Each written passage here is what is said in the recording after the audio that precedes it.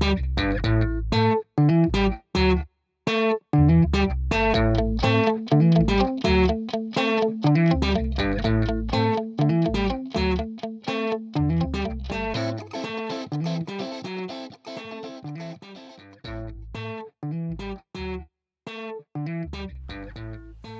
gospod minister, spoštovani gostje, lep pozdrav vsem skupaj. Good morning everybody and thank you for joining us on this conference titled The Power of Civic Ecosystems. Before we dive into presentations and discussions, let me explain that this conference will be in Slovenian and English and participants can make use of simultaneous translation. As I will now switch to Slovenian, I suggest those who are not fluent in Slovenian to use the translation. Lep pozdrav sem še enkrat, tokrat v slovenščini. Dobro jutro in dobrodošli na konferenci Moč povezanih skupnosti v mestih. Ni čist dobeseden prevod, ampak smiseln prevod pač angleškega izvirnika. Konferenco organiziramo na IPoP, Inštituta za politike, prostora, s podporo programa URBACT. Današnji dogodek je tudi del programa Meseca prostora. Kot sem že omenil, bo konferenca v slovenščini in angleščini, udeležencem pa sta na voljo na ločenih kanalih simultana prevoda. Moje ime je Marko Peterlin in bom danes povezovalec tega dogodka v prvem delu in popoldne na okrogli mizi. V drugem delu dogodka, ki bo potekal v angleščini, pa bo moderiranje prevzel Vesel Badenhorst, strokovnjak programa URBACT. Medtem, ko bodo kolegi iz IPoP-a, predvsem Nina Plevnik, Ada Canko, skrbeli za to, da bo vse teklo čim bolj gladko. Čas je, da se posvetimo vsebini današnje konference, o njej mogoče največ pove podnaslov, kako povezane skupnosti in njihovi prostori ustvarjajo bolj sodelujoča, pravična in odporna mesta. Tekom dneva bomo spoznali načine, kako lahko mesta pripomorejo k vzpostavljanju močnih in povezanih lokalnih skupnosti, ki so se sposobne tudi učinkovito prilagajati na nenehne spremembe in pravzaprav vedno nove krize, ki se porajajo v širšem okolju. In pred mikrofon bi zdaj rad povabil ministra za okolje in prostor, gospoda Uroša Brežana, da nagovori udeležence današnjega dogodka in poda svoje uvodne misli. Gospod minister, beseda je vaša.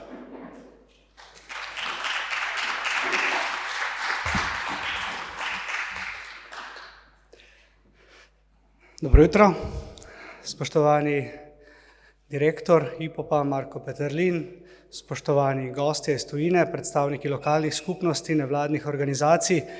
Lep pozdrav na današnjem dogodku tudi v imenu Ministrstva za okolje in prostor.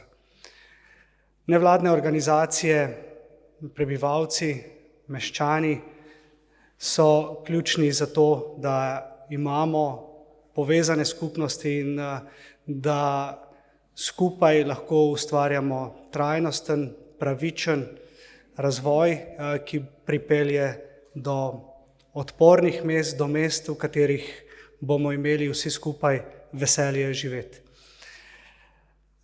Pred nekaj več kot 15 leti, kolikor sem seznanjen, je bilo pri nas v Sloveniji na področju prostora le malo nevladnih organizacij, ki so se s to problematiko ukvarjali.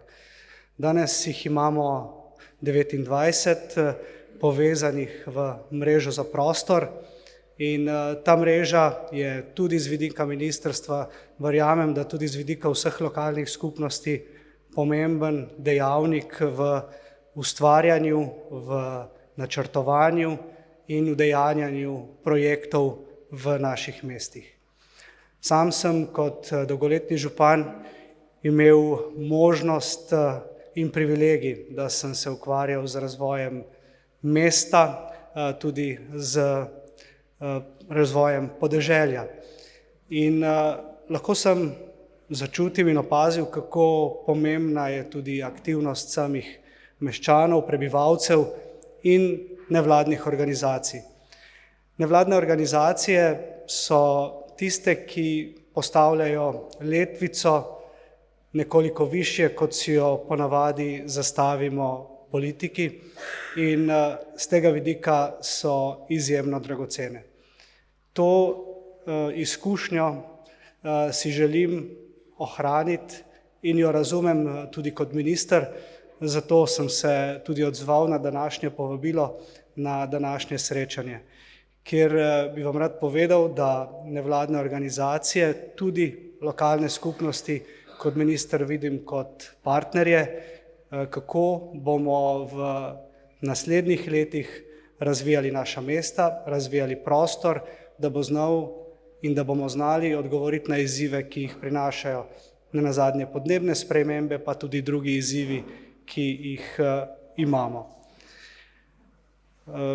V okviru podnebnega sklada bomo še naprej podpirali tudi delovanje mreže za prostor in to je bil eden od premikov, ki smo ga naredili tudi takrat, ko smo prevzeli vlado in ko sem sam prevzel ministrovanje.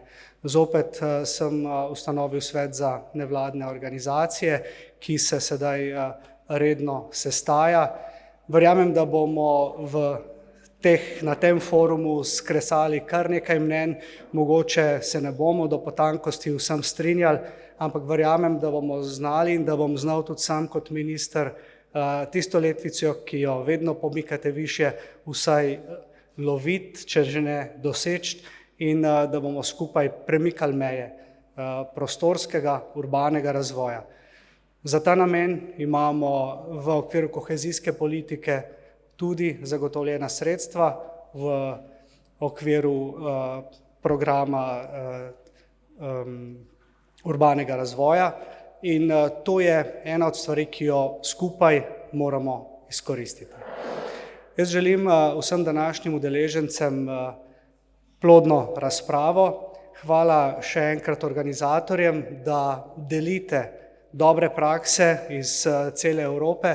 Verjamem, da jih boste kolegi tako v nevladnih organizacijah, kot v lokalnih skupnostih, tudi moji sodelavci na Ministrstvu za okolje in prostor, znali vzeti z tisto mero razuma in da bomo znali te dobre prakse, ki jih po Evropi imamo nemalo, prilagoditi in vzpostaviti tudi v naših mestih. Tako da hvala lepa še enkrat za vabilo, želim vam plodne razprave tekom 2 dni in dobro sodelovanje tudi v prihodnje. Hvala lepa.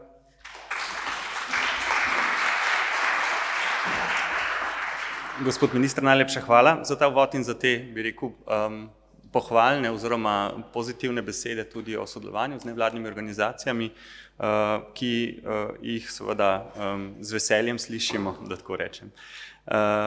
Zdaj, preden se posvetimo metodam in praksam oblikovanja močnih lokalnih omrežij, še nekaj informacij o današnjem programu.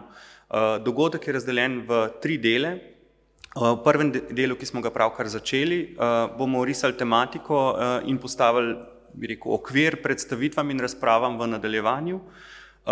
Po dobri uri bo sledil odmor za kavo in nato drugi del konference z predstavitvami 3 dobrih primerov iz Rige v Latviji, Dubrovnika in Pule na Hrvaškem.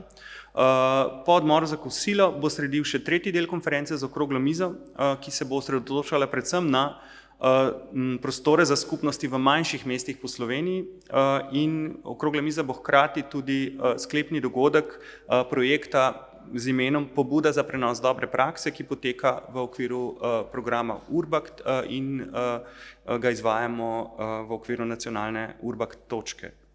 V vsakem sklopu bo del časa namenjen tudi vprašanjem iz publike. Naj še dodam, da se dogodek snema in tako predstavitve kot posnetki posameznih predstavitev bodo po dogodku dosegljivi na spletni strani IPoP.si. Zdaj, mogoče ob tej priliki ključna informacija še to, da vsebina današnjega dogodka v pomembni meri izhaja iz sodelovanja z organizacijo Utopian, ki je v lanskem letu izdala publikacijo z enakim naslovom, kot ga ima današnja konferenca v angleščini. Skozi pripravo konference smo se na IPoP odločili potem omenjeno publikacijo tudi povzeti in prevesti oziroma deloma prevesti v slovenščino in dopolniti z primeri iz slovenske prakse, primeri povezovanja in sodelovanja nevladnih organizacij in civilnih iniciativ z mesti in primeri pač podpore, ki jo občine nudijo temu povezovanju pri nas in v bližini. In publikacija je prav danes ugledala luč sveta in ste jo lahko dobili ob registraciji. Če je niste, mislim, da je še nekaj izvodov na voljo.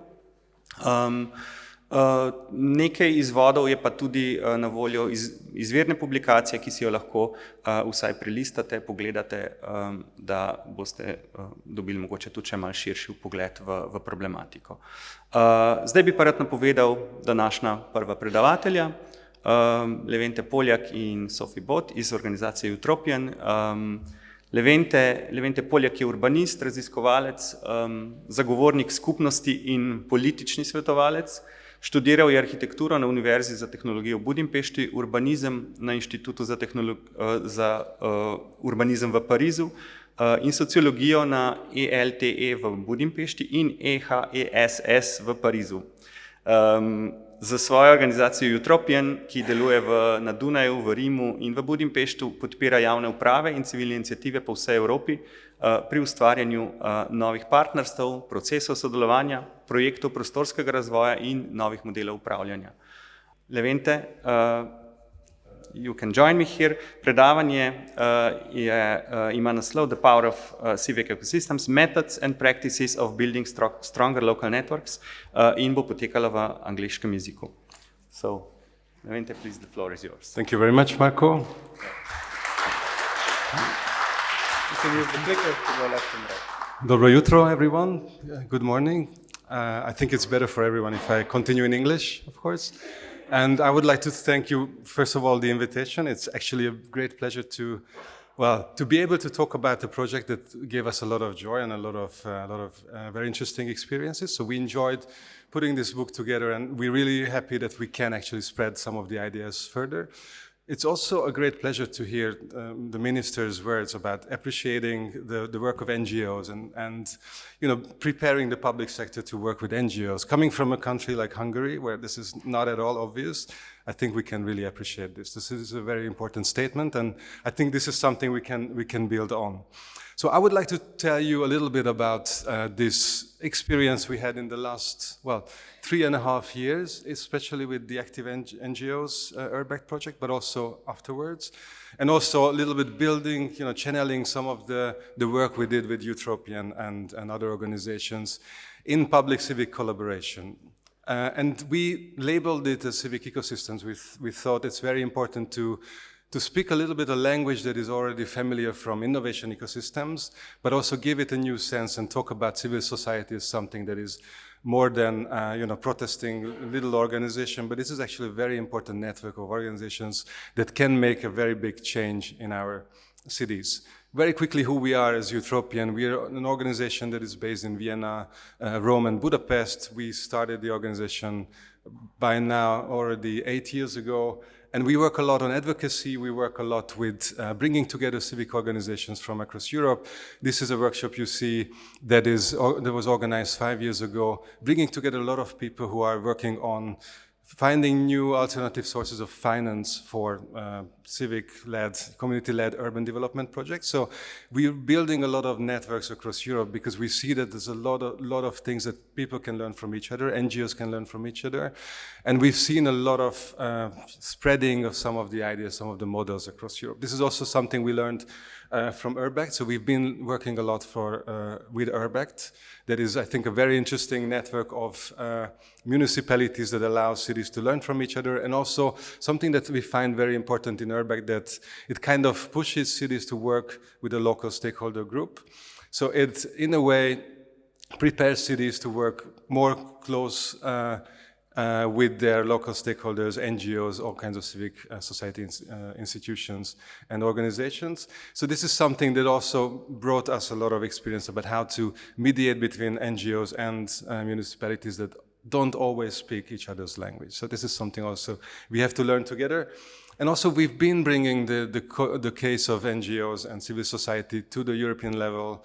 We've been working on bringing civil society notions about civil society into the urban agenda. So this is in 2017 in Amsterdam at the Pact for the Urban Agenda, that I think was very important also to stabilize this idea of how NGOs can contribute to the cities. And also we've been also recently working a lot with Urban Innovative Actions Program to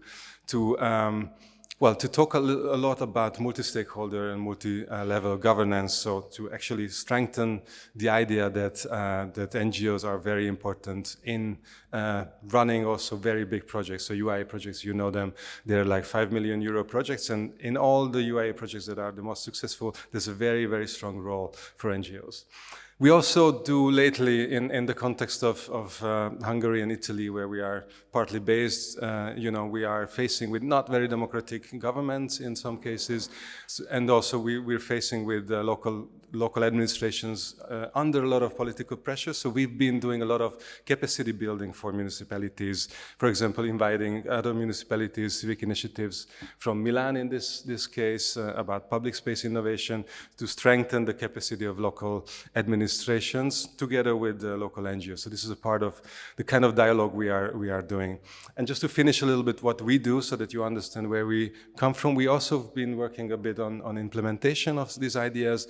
We worked a lot in Rome on recovering food markets, because we see food markets in many cities, that kind of failing infrastructure that is kind of a very important type of public infrastructure that is changing, that is losing a little bit its habitual models. So we need to intervene and we need to reinvent. I mean, Ljubljana has a beautiful central market and it's thriving and it's full of vendors and it's great, but unfortunately not all cities have this, and Rome has had hundreds of markets that were a little bit disappearing and dying, so it was an intervention we had to strengthen a little bit this public infrastructure.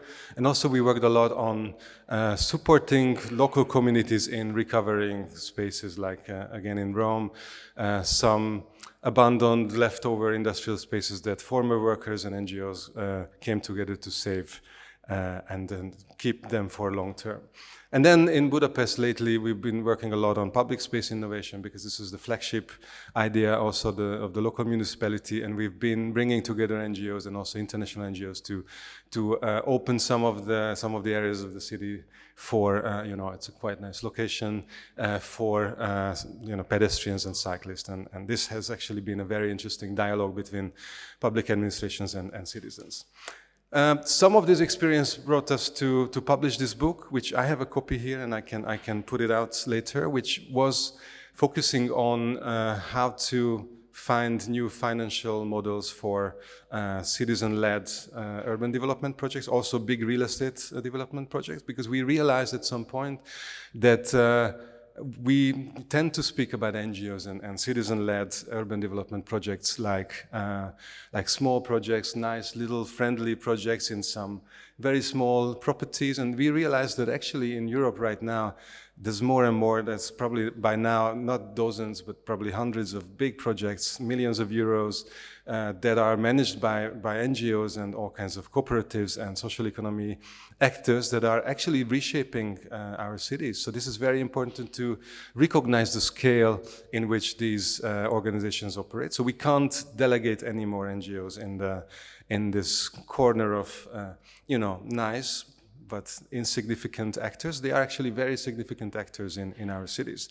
And also we try to translate most of the findings also we did in reinventing some public infrastructure in Rome, in also a form of book, because as you see, we really like to communicate with books, because I think it's a very nice way of sharing ideas. And this brings us to this the book that you have in your hands, which is I would say an upgraded version of our original one, because it's I'm sure you did a very careful filtering of maybe setting aside the least relevant things and then adding some more relevant things from Slovenia. So this, the whole book is based on this experience of active NGOs, which was an URBACT transfer network that we closed a year ago, I think, and it lasted 2.5 years. We got 3.5. 3 years. Yeah, that's it. Yeah, so I'm actually beautifying memories, but it was even longer than it felt. So yeah, and then we got COVID in the middle, so it actually made collaboration and communication a bit more difficult. So we haven't actually seen each other in the end of the project. The point is that we organized this network around the good practice of Riga, the NGO house. I will not go into details because Irina will tell more about this.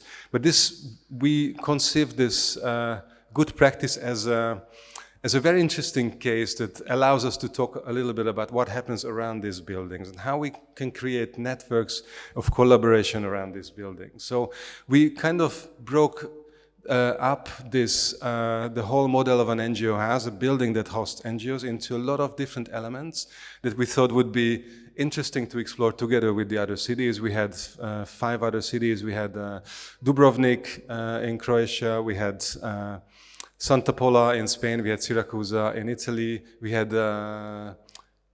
Espoo in Finland. And Brighton in the UK, yes, thank you. So we had all these cities which actually all brought in very different, it was long ago, all brought in very different perspectives. So we wanted to identify what are the most important elements that an NGO house should have and how can we build this up into a veritable local network. And this is what brought to life this book, The Power of Civic Ecosystems, that you can also find online in English for free. And I have a few copies that IPoP's library can enjoy and distribute. And I guess maybe also the ministry's library or any other public. Well, we are next to the beautiful Plečnik library, so maybe we can bring one copy there.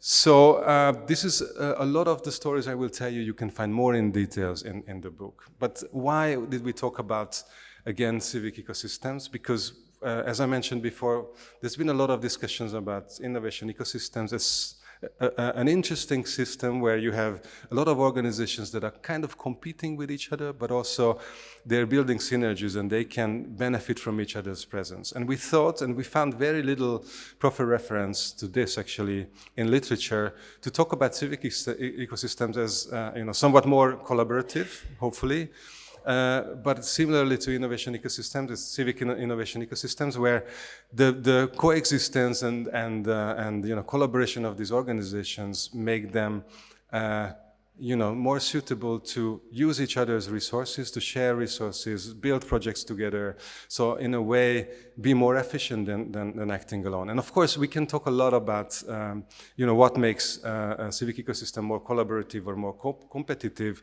But we see that, for example, traditional funding mechanisms always prompt everyone to compete with each other as if they were competing for their lives. And I think we've seen a lot of innovation in funding schemes, and also some of our partners in the project did to innovate in this and help organizations to work together. So encourage organizations to work together, create grants that would actually bring 2, 3, 4 more organizations together. So to do not have a competitive situation, but more a collaborative situation. But we'll come back to this. So in this process, we identified a number of methods, a number of processes that can be done in order to create a better local ecosystem. And we are going to talk about this now and later on today as well. So mapping is obviously something we talk a lot about in URBACT, the stakeholder mapping. But we also saw that if you look at mapping as also a tool to understand synergies and connections, that can be actually a very interesting tool. And we've seen a little bit different kinds of activities or different kinds of attempts for this around Europe. This is a project I'm participating in a district of Budapest where we've been working on mapping all cultural actors in a big district. It's a district of 150,000 people, so it's almost a city. And we see how, different kinds of cultural organizations are distributed in the district. And this gives us an idea how to, focalize maybe some of the activities or some of the resources in the district so that, organizations can share these resources. We also visited, cities like Milan, where a very interesting festival called Super has been exploring the periphery of Milan. Of course, in Italy, as you know, the periphery is the big topic. Peripheries have a strong democracy deficit, strong financing deficit. So it's very important to rely on NGOs and organizations in the peripheries. So this is a project to through a festival, through an itinerant festival, map all the organizations that are active in the periphery and connecting them through this kind of festival mode, which also kind of gives more power and more energy to organizations. I was also involved in Ravenna, very near to here actually, in Ravenna, where the UIA project of Ravenna is working on building a new strategy and also a lot of interventions in the Darsena area, which is a former port. And this is a very smart move for them They started the whole thing because they understood that there were a lot of big master plans which were imposed on the area and they didn't really help anything. So they started by actually understanding not only who is in the area, but also what are the ideas that were already invested in the area. So what are the ideas, what are the dreams, what are the desires connected to the area? So they created this map of all kinds of ideas and they in a way designed the whole project to build on these ideas and not leave any ideas behind and try to integrate the existing ideas already in the future plans. And then of course, besides mapping people and besides mapping ideas, initiatives, we also have to talk about the other resources. And this is something we've been doing for 10 years in Budapest now, mapping the vacant spaces. Of course, as I think Ljubljana is an economically thriving city, so it might not be that it's full of empty properties. Budapest and many cities in Europe have been struggling a lot with empty properties. This is an old picture, but I think this is not very different from now. A very central area of Budapest, very expensive area of Budapest with tens of thousands of square meters unused. And this is something that is very important for us also to understand what kind of spatial resources we have to support the NGOs. So we see a lot of projects across Europe and very rarely they are really connected to real policy change. So this is very important to connect these kinds of processes with policy and decision making, because that actually can make the difference. And also we've seen a lot of attempts, and mostly not very successful, but I think it's still interesting to map resources other than spatial, so materials, for example. And we've seen, for example, Spain, architecture collectives have a lot of different kinds of platforms to be able to exchange materials, leftover wood, leftover everything, which is, I think, a very interesting approach. So if we think about the circular economy as a model, I think this can teach us a lot about how to share resources outside the strictly defined circular economy way. So what can we do once we know who are the actors in the territory? And also the key challenge in order to build ecosystems is to connect the actors and build them into ecosystems. So in the book we also have an online set of methods also in this topic, and I would like just to mention a few. And a project that really gave us a lot of inspiration was Los Madriles, from a Madrid-based organization called Vivero de Iniciativas Ciudadanas, which means kind of a greenhouse for civic initiatives. So it's like a growth, a growth support, an incubator for civic initiatives. And they did this very thorough mapping of Madrid neighborhoods based on, all civic initiatives, but mostly focusing on the kinds of activities that can be connected with others. No? So they invented still after spending 5 years with them and collaborating with them, I still don't fully understand the graphic codes, but each form, each color, everything means something that if you can read the map, then you understand how you could actually connect some of these initiatives. And this was actually quite inspiring also for the active NGOs. Some of our partners did learn. We had actually some of the authors of this map with us in active NGOs, and we learned a lot from this, how to think about, again, synergies. And another example that I always like to quote when we talk about building synergies is Semi-Austin Paris, which is a public company of the municipality, which is for me is very inspiring, even if it doesn't talk about strictly the NGO sector. It's an organization created to help local commerce, so shopkeepers, which are losing out against Amazon, losing out against a lot of other competitors. So the question there is, how could we strengthen and empower shopkeepers? And the idea is that we need to create networks, we need to create clusters to be able to help them, operate more efficiently, but also in more collaboratively. So what does it mean in practice? You can, an individual bookshop would struggle building an online an e-commerce platform, but if we put together the neighborhood, they can actually create e-commerce platform together. Storage is a big problem in a density like Paris, but if you combine a lot of shops together, they can share spaces. Home delivery is a big advantage for Amazon. If alone, a shop like this would never be able to do this. If we bring together many shopkeepers, they can actually do this together. And we've seen this logic actually, especially in COVID when home delivery became a very important thing, that even food markets in Rome and places like this, they started to actually come together, all vendors, and organize their own home delivery to be competitive and also to be able to reach their customers that were not allowed to leave the house. No? So I see this as a logic that we can pick up because it's very important to connect our strengths and our needs. And I've been recently working in Budapest in the same project that I showed before, where cultural institutions in the district started to work years ago in this logic. So there's, I think, 3 cultural centers and 4 community houses in the district, and it's not that they all own all the most expensive equipments, because they cannot afford this and they wouldn't use it so regularly. So they share among themselves a small number of equipments, and if it's needed, then they move it from one place to the other. And this is the logic we are trying to build in this project called Cup for Creativity, which is another UIA project, where the idea is to have build a stronger network of collaboration between local cultural actors, because they've been always competitive, they've been always hating each other a little bit, and they can be much more efficient in collaborating. And we also did. We came up with some ideas, like in Hungary we have this occasion of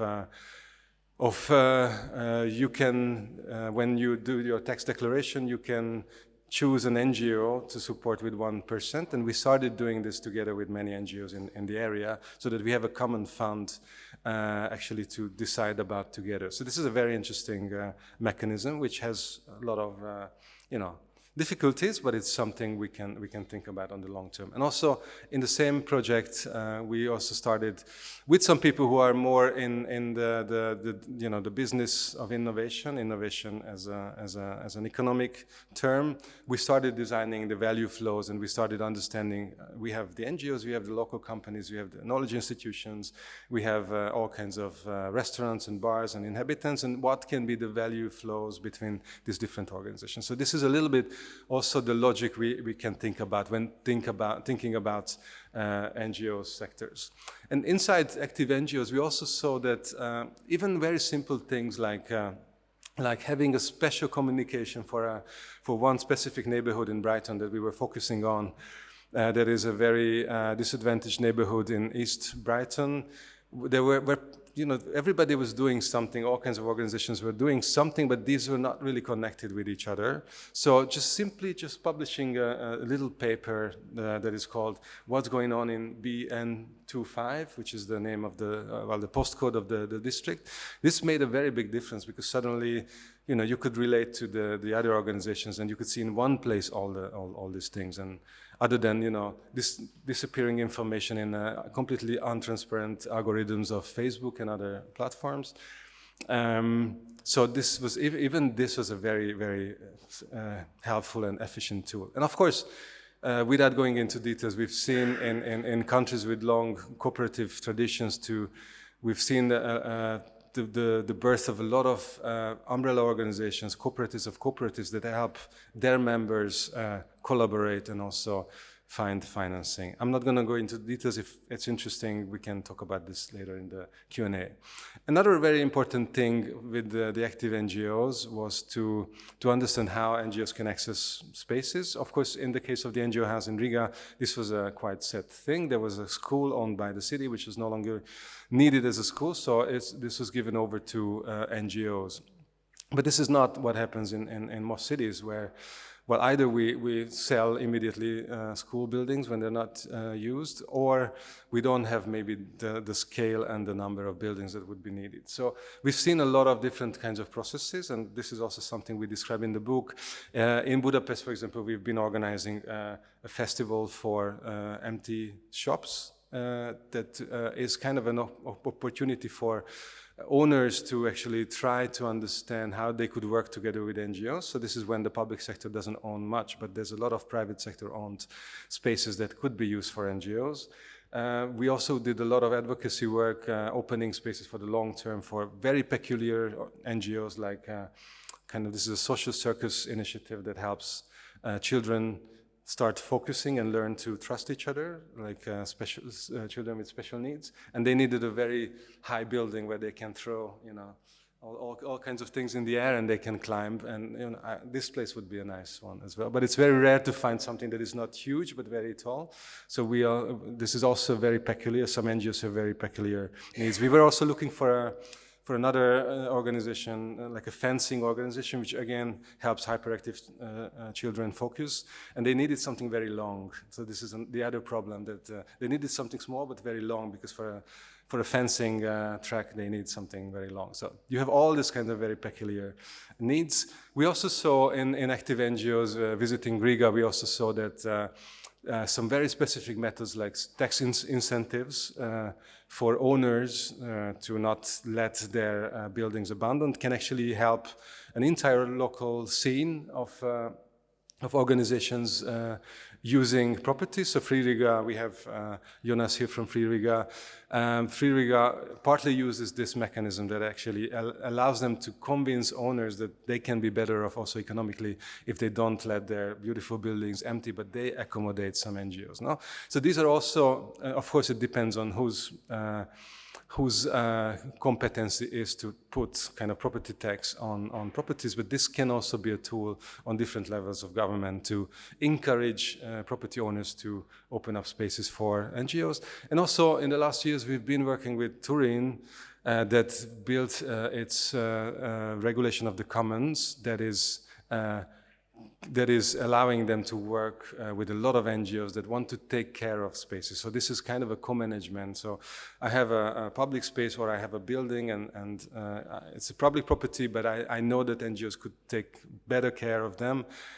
And this allows NGOs to actually become kind of co-owners in a metaphorical sense, and sometimes also in a legal sense of these properties. And as you see, there's been a lot of projects across Turin. Very interesting buildings like this, which is a kind of an open, covered public space, which was a former industrial. So also, and when you think about all kinds of heritage buildings, you find the most peculiar settings. So this is also makes it very special. Maybe I will jump a few things so that we for sure have enough time for questions as well.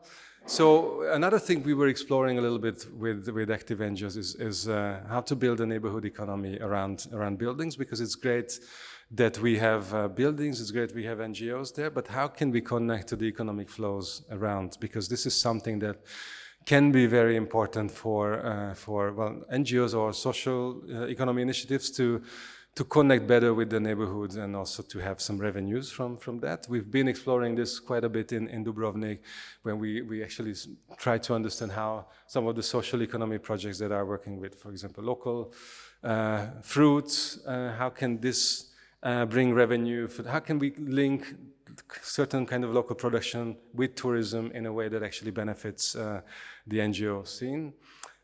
So we came up with a number of methods, a number of steps, which ranges from kind of startup funding, like giving little startup grants for little renovations or little starts, to all kinds of other tools.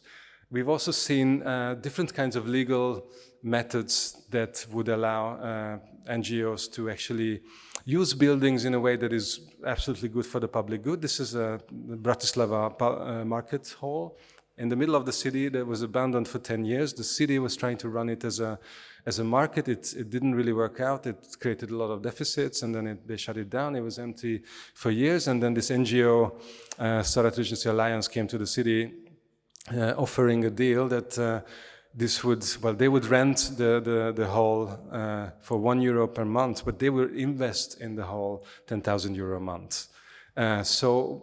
And they would, any kind of profit they would generate, they would reinvest in the market. So the whole legal structure of the arrangement excludes private profit, but it's all profit that is reinvested into this public realm.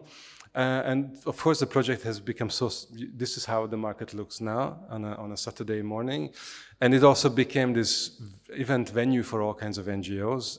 So it has some corporate events that cross-finance the non-profit events. So it became the kind of the most wanted event venue in town, which means that companies would pay 7,000-8,000 euro for a day.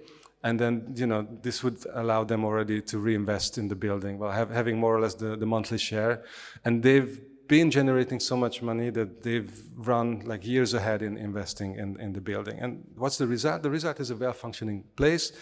It's a healthy NGO ecosystem, which is a very, glorious venue like this, where they can do events. It's also a lot of investment into the building and a lot of economic opportunities for all the smaller enterprises that are part of the kind of the building. Also a lot of connections with the whole neighborhood. They're building all this circular economy initiatives. They are the composting center of the whole downtown of Bratislava. So a lot of interesting things that makes this market actually the center of a very strong local ecosystem. And also we can think of other initiatives like Goya in Budapest, which is a network of cooperatives. And maybe the interesting thing about their work is that the main activity for them was kind of running a cultural center and a night venue, which is often the case for NGOs, that they can generate some revenues. But with the COVID, of course, they had to shut down the venue. So they started to reinvent themselves in food delivery, but also kind of renovations. Using the skills that they acquired, they started renovating also apartments in the area. So they actually started to offer the services in all the area, and they became this construction cooperative active in the neighborhood. And this is a very interesting model, I think. And then another important thing is also that we've seen a lot of organizations, and we try to explore this in active NGOs as well, that tourism is very often is gone in a way unharvested by NGOs. And we've seen in many places in Portugal, for example, that NGOs can be very skilled in actually channeling some of the tourism revenue into socially sustainable and responsible activities. So Largo Residencias in Lisbon, that we've been working with for 5 years now, or 6 years, and they are being just pushed out of their old location, and they're having a very big new location in the center of Lisbon. They've been effectively building up a whole advisory social welfare net for an entire neighborhood based on the tourism revenue they had. So there are ways to actually channel some of the tourism revenue into this. And maybe the last topic I would like to talk about is governance, because it's great to bring together all these different organizations, but how should we, make decisions among ourselves? And this is also when I mentioned that we try to go together with many NGOs for this 1% tax. This was also a very interesting experiment into how we make decisions together about how to use money together.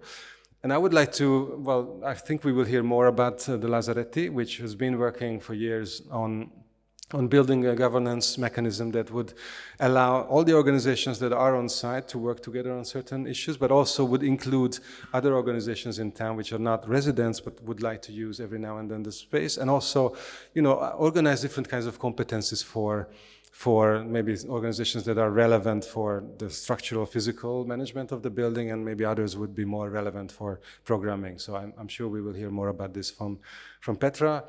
And then Eva took me years ago to magazine, which I find always a very interesting model for a kind of a very open management system of a calendar. How can you have a space used by dozens of NGOs together and have a very simple tool to run together and organize who's using the space when? So I would imagine this is a very conflictual thing, and I see a lot of examples when it's not a conflictual thing. There's a very good way of collaborating on this. I would also like to underline that, Petra and I think our colleagues in Pula as well, Reutz, you've been working, and this is the diagram of all the organizations in Reutz that Jan will talk about. That we have hundreds of organizations in the biggest military building of the region, I guess. And how would they work together on common issues and the management of the building? And we've been working with this Foundation Cultura Nova for years that actually had a very strong support, methodological and also financial support mechanism to help organizations work closer together. So they called it the Participatory Governance of Culture. I recommend you, they published this book, Do It Together, which is a very interesting book also in English and also in Croatian that you should be able to, I guess, read. And also, we've also seen this also, how to start from, one building. This is Cascina Rocca in Turin, which has a really interesting co-governance structure between municipality and NGOs. I invite you to read our case in the book. That allows, the very structured decision-making for the most important issues in a big building, also in other buildings in Turin, and also how to bring this to the city level. So how to have a network of buildings that are co-governed, to have a citywide discussion about these spaces run by NGOs. And then just to close, I would like to just a little bit to reflect on how all these things make our neighborhoods more resilient. We heard from the minister that this is very important to have interconnected communities, to have our neighborhoods more resilient. And we've seen in COVID, we've seen in the refugee crisis that some of these organizations, some of these projects that we describe and we support and we learn from, they were the most important assets to be able to handle very quickly and very efficiently some of these crises. This is a project that no longer exists in this form, but it still existed during COVID. And the city of Paris, that of course has a lot of resources, but they actually turned to Les Grands Voisins, which is a temporary use project of a few years with all kinds of different NGOs in there. To help them with food distribution, because they had the very quick reaction time. They had all the NGOs needed, all the skills needed in one place. So some of these organizations became very important in responding to the COVID or the refugee crisis we saw now. With all the refugees coming from Ukraine, we saw that, besides, of course, the Hungarian government's complete indifference or even destructive approach to the whole situation, we've seen that all these NGOs, all these self-organized spaces were the most important assets that welcomed refugees, helped them organize themselves before moving on, because nobody really wanted to stay in a hostile environment. So we've seen that in moments of crisis, in moments of big challenges, these spaces are very, very important, because they are, they bring together a lot of different skills. They can respond to a diversity of challenges, and they also have maybe a better outreach to communities. So this is what I would like to say, just to conclude, that it is not only a matter of building strong ecosystems now. Well, we're more or less in a constant accumulation of different crises, but it's when there are real emergency situations, these spaces are invaluable assets. So again, most of this you can find in the book, and I'll be really happy to answer questions, but also you can find us online on cooperativecity.org, where we have a lot of case studies as well, and on utopian.org as well. So thank you very much. Ja, Maruška Markovčič, Mestna občina Ljubljana. Mene zanima ena zadeva. Zdaj, a so vse te zadeve vezane na evropske projekte? Koliko je vsega tega podpirano strani samih mest oziroma lokalnih skupnosti? Kako vsi ti sistemi funkcionirajo? Ali je neka želja, da postanejo samovzdržni? Ali se pravzaprav gradi na tem, da jih je vedno več in da se podpirajo potem strani bodisi evropskih projektov ali pa lokalnih skupnosti. I think it's a very good question, and it also corresponds to Marco's hidden prepared question that we agreed on before, but we can still elaborate this also later. That, I think it's a mix. So European projects, I think there's no successful European project built without already things being there. No, when Clemens building up the bee project in Ljubljani, it means that there's already a bit of a culture of bees, and then he strengthens it, he brings it together, and then a lot of other cities learn from it. But you need something to be there. European money doesn't make miracles. It can actually destroy a lot of things if there's nothing to prepare for accommodating European money. It's always a mix. So we make a lot of recommendations in the book and also besides how public administrations, for example, can support with very small, sometimes with small amounts, sometimes with big amounts. We also talk a lot about civic economy, community economy, social economy that would generate revenues and keep them in the system. No, so it means that if we have the choice to buy something that is sold by a California, company, and which will have tax revenues in California, that maybe it's not the best choice for us, and maybe we can buy something local that will, in a way, be reinvested locally. But it's also important to see that there are different ways. So municipalities use a lot of money, and governments, not to mention governments, which in my case, it's the big waste of money in Hungary. But in more happy countries, I think there's a lot of public investment that can be a little bit reshaped and reformulated to be actually much more efficient when it comes to local civic ecosystems. So for example, when I talk about just the very regular cultural grants that organizations can get, if we reshape that like the way Kultura Nova Foundation in Croatia does, in a way that it's not that everybody can compete for a 2,000 euro little grant and then they don't know anything about each other. But what if we say that there's 100,000 euro for the city and you have to think together about how to prioritize and how to join forces to think about that? It's the same amount of money articulated in a different way and actually generating a lot of collaboration and knowledge of each other. We are trying now to bring some of these logics to Budapest, and I'm really curious to see what happens. But I think there's all kinds of revenues. I think we will not need the inbuilt question anymore. So we will have more questions. So I will also respond his question that was a little bit what happens if municipalities don't give money. And we see that in the crisis, the economic crisis of 15 years ago or 10 years ago, but also in different kinds of political crisis, NGO sector very often started to reorganize itself and rely on its own resources. And also we've seen very important economic structures being built up. So some of the projects that actually inspired funding the cooperative city research were some small philanthropy organizations that started collecting funds and investing it into community-led real estate, and now they're holding millions of euros of assets and dozens of big buildings in the middle of Berlin that are run by activists. So there's been a lot of new economic structures that were emerging that always need some kind of access to financing, but there are more and more of these ethical finance sources for occasions where public money is not available or when public money is not willing to recognize these opportunities.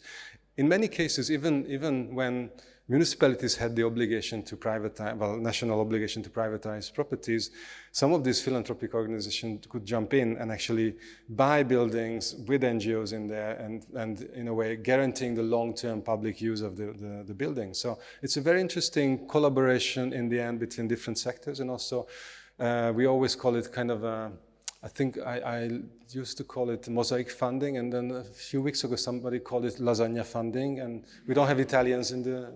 We have it. So I apologize, but at least it's not Hawaiian pizza funding. So lasagna funding with many different layers that are, the taste would not be the same if you left out some part of it. So yeah, it's a mix. It's a mix of all this, and we see some very big structures being built up. The thing what we're trying now is to bring back the question of European money is how can we, in regions which have maybe a less developed ethical financial infrastructure, how can we bring in, for example, European investment money, European Investment Bank loans in areas like Hungary, Slovenia. I mean, Slovenia is probably better equipped with, well, Croatia has a new cooperative bank, so that might be helpful for you, or even Serbia. No? So how could we access this kind of loans, which are now in Hungary, the interest rate is about 12%. So for the next few years, forget about any kind of community-led investments. In the European Investment Bank gives loans for 0.5%. So, you know, this is the kind of loans we need for big projects run by civil society. And we could have them, but we are now trying to build up with a lot of organizations across Europe the infrastructure that would be able to manage this kind of stuff. And if we need private commercial banks as intermediaries, or we need municipalities, so what is the way for this? But it's a very relevant question, and it's, I can only say it's a mix of a lot of contributions. We have 3 more questions. Jonas, then Eva, and then... I promise I'll be shorter with the questions. Yeah, hi, Jonas from Riga. I just wanted to probably add a very short question generally for our whole concept today and also our network meeting tomorrow, that we are like, as first of all, thank you very much, Levente. Not so much for the presentation. For me, okay, quite many things known, but that's logical since we are cooperating for many years. But the point is something else. You mentioned that what to my mind is my personal approach for the last years. Far more has to be mentioned, and again made a statement about the periphery. And I saw also a few other people nodding when you mentioned just the keyword periphery. We need to get out of the big cities. We need to get out of the mentally absorbing places. Maybe they're not the big cities, but they are famous. We need to get in the real periphery, because this continent is dying out democracy. And my question to us all is, I mean, we just finished a gorgeous URBACT project. Wessel will definitely talk about it when he's later on, I'm sure. But I mean, it was an attempt to go peripheric, but we were not yet really peripheric. I mean, we need really to go through the places with 1,000 inhabitants. We're not doing that yet. And we need to do it top down, that those places are supported. Otherwise, they are not supported. So, for us all, the big question or the task, how can we enable ourselves and those municipalities, communities to actually take the ball and do something? Yeah, this is a very important question.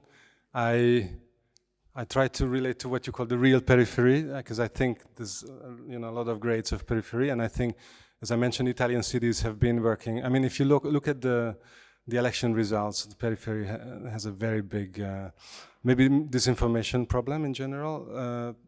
It's been a lot of projects for the last 20 years in Italian peripheries. If we talk about rural areas, it's, or maybe, I don't know if this is how you would call them, I think there's a lot of very interesting things. I'm not so familiar, unfortunately, I was born and raised and I always wanted to live in the middle of a big city, and this is how my biases are like this, but I've been involved recently in a lot of very interesting projects which are about much smaller places. So, for example, next year in Hungary, capital of European culture is a region north of Balaton, which it would be a lot of the places that you call real peripheries, with the little problem that they are practically the kind of the holiday destination of Budapest. So it's, you take Budapest and then you move them, you disperse them a little bit and you put them in rural areas and you get this area. So this is a big challenge also, how to balance between people that had been living there for a long time and newcomers. But I think it's always the same logic of accumulating resources, sharing, like pooling resources, even in terms of transportation, no? Because one of the big issues would be transportation in these places. Would you have services nearby? No. How do you join forces? How do you pool your mobility into sustainable ways that you can go together, or you actually self-supply yourself with a few resources? It's also a lot about communicating, because in a big city you have proximity. Density makes proximity very easy, and in rural regions it's very dispersed, and this requires another kind of networking. And this, we were 2 months ago in some Spanish rural regions in the north, Cantabria and La Rioja, and Cantabria would have this. I mean, it's a bit like mountain. I'm sure it's everyone is in different valleys, and so it's kind of the valley. The valley is the unity, and then you have the big valley is the big unity. And they realized a few years ago that digitalization will be their big thing, because this is what can actually allow people not to go to the big cities nearby every day, and also they can actually communicate a lot in between themselves. They can pool resources. They have usually very small businesses, but if they join the businesses in a way that it's good for everyone, then it's actually much better. So I think the logic is the same, but you need a little bit different tools to aggregate and to pool, and it's not going to be always a physical proximity, but sometimes it might be a kind of I know digitalization sounds very, weird and bad, but I think that's a quite very important step towards this. And other than this, I think it's again understanding who are the engines of these areas, because there's a lot of people who are making change in these areas, and bringing them more possibilities, giving them visibility, connecting them. It's actually a very important thing. Just to add, Jonas, in the afternoon session, we'll have the roundtable especially dedicated to smaller places, and the differences actually of supporting a civic ecosystem in small towns compared to, let's say, larger cities that we are talking about now. Yes, Eva, Belgrade. Thank you, Levente. For me, super inspiring as always.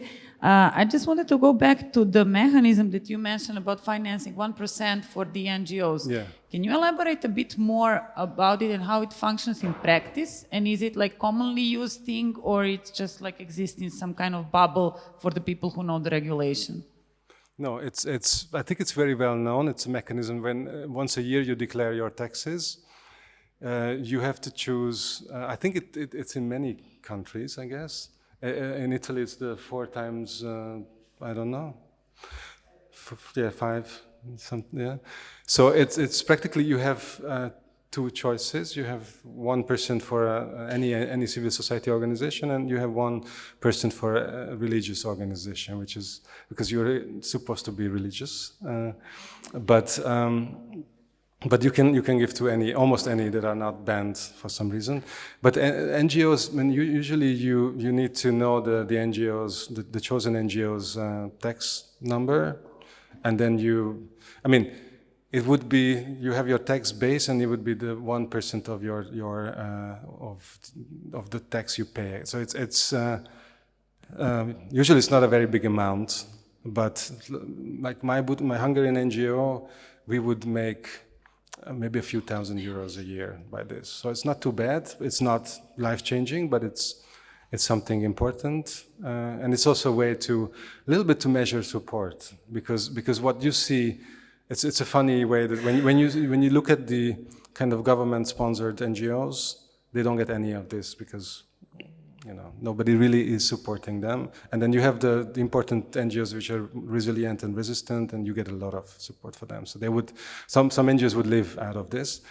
The twist we had on this is that some of our partners messed up something in their tax declaration, so they were not eligible to go for the 1%. So we invited them to, let's join forces, let's do campaigning together, and we will receive the money, and we will decide together how to use that. And it was a very interesting experiment, because this allowed us to declare that this money, which is not a big money, but as I mentioned, a few thousand euros, to have this as a deposit on our account, and that we would look for opportunities to use it together. And we wanted to do something that is relevant for all the NGOs participating.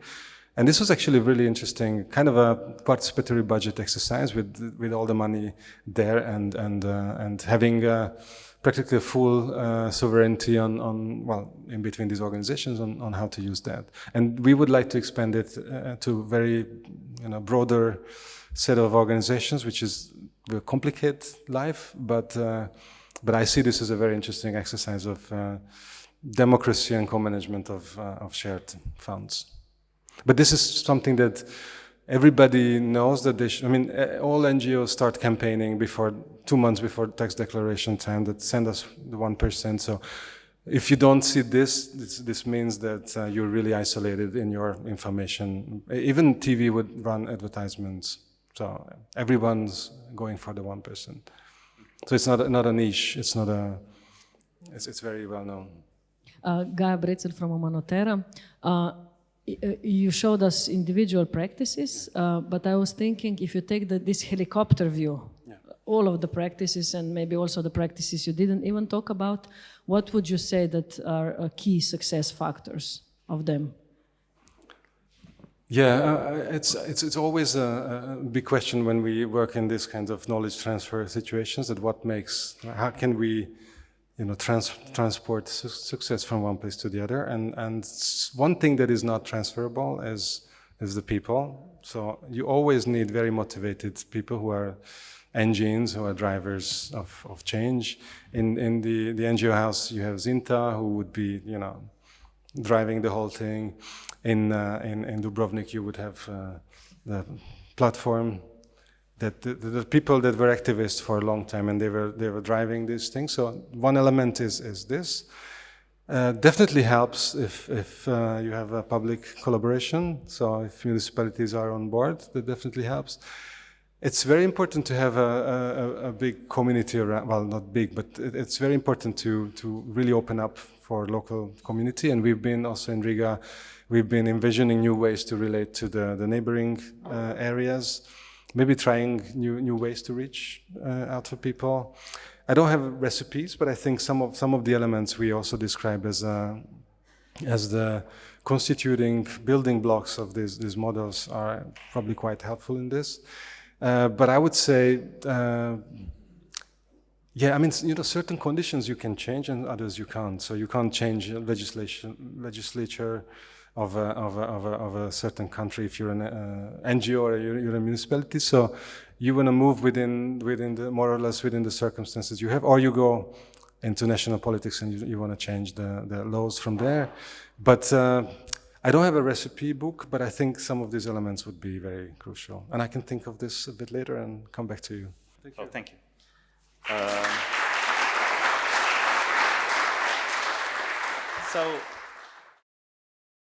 Torej, pozdravljeni v drugem delu današnje konference in pri jedru na nek način teme današnje konference, se pravi predstavitvi primerov dobrih praks.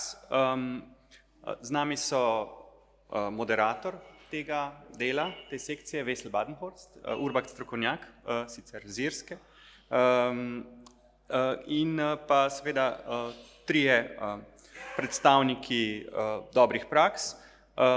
Irina Vasiljeva, ki prihaja iz Rige, z mesta, z občine, in je predstavnica centra mestnih četrti v Rigi. Petra Marčinko, ki prihaja iz Dubrovnika, iz ustvarjalne delavnice Lazareti, in pa Jan Franjul iz Zveze društev Rojca v Puli. So, Vesel, please, the floor is yours. Thank you very much. Thanks for the introduction, and I, at this stage, want to really thank IPoP to invite me. Two reasons. I love to come to Slovenia. I think it's a fantastic place. And that's not to make you all like me, it's just a very nice place. And I have been to many European countries. I find Slovenia a lovely place to be. So that's the one reason. And the other reasons, I think IPoP does a wonderful job within URBACT. So maybe just a quick, if you can put your hand up if you have never heard about URBACT before? Can you just put your hand up? Thank you, Irene. Can you just put your hand? So everybody has an understanding of URBACT, because I can see there's quite a few people who are very active in URBACT projects in the room, or who have been very active in URBACT projects, which is great. Oh, there's one person. So I just want to say to you, URBACT is the European program for urban development, integrated urban development. And so, for instance, when Levente spoke this morning, the theme that he was speaking about, the ecosystem, the civic ecosystem theme, and then also this whole harnessing of community through stakeholder mapping, through better organization, and then to instigate collaboration. This actually is replicated across many projects across the whole of Europe. And I have to give credit to URBACT for having been the driver behind that, the URBACT program. It's managed out of Paris, and IPoP is the Slovenian national URBACT point. And this is the point, Nina, where you can put up your hand and wave. So there's Nina. And Nina is the key person. If anybody is interested in an URBACT project, that's the person to speak to in IPoP. So there's the ad. Now you can pay me. Thanks. Before we start, I'd like to just hear who the audience is. So I've got myself 4 questions to ask who the audience is. I first want to know if you can put up your hand and you are a member of an NGO. Wow. So we will be very respectful to the members of the NGOs.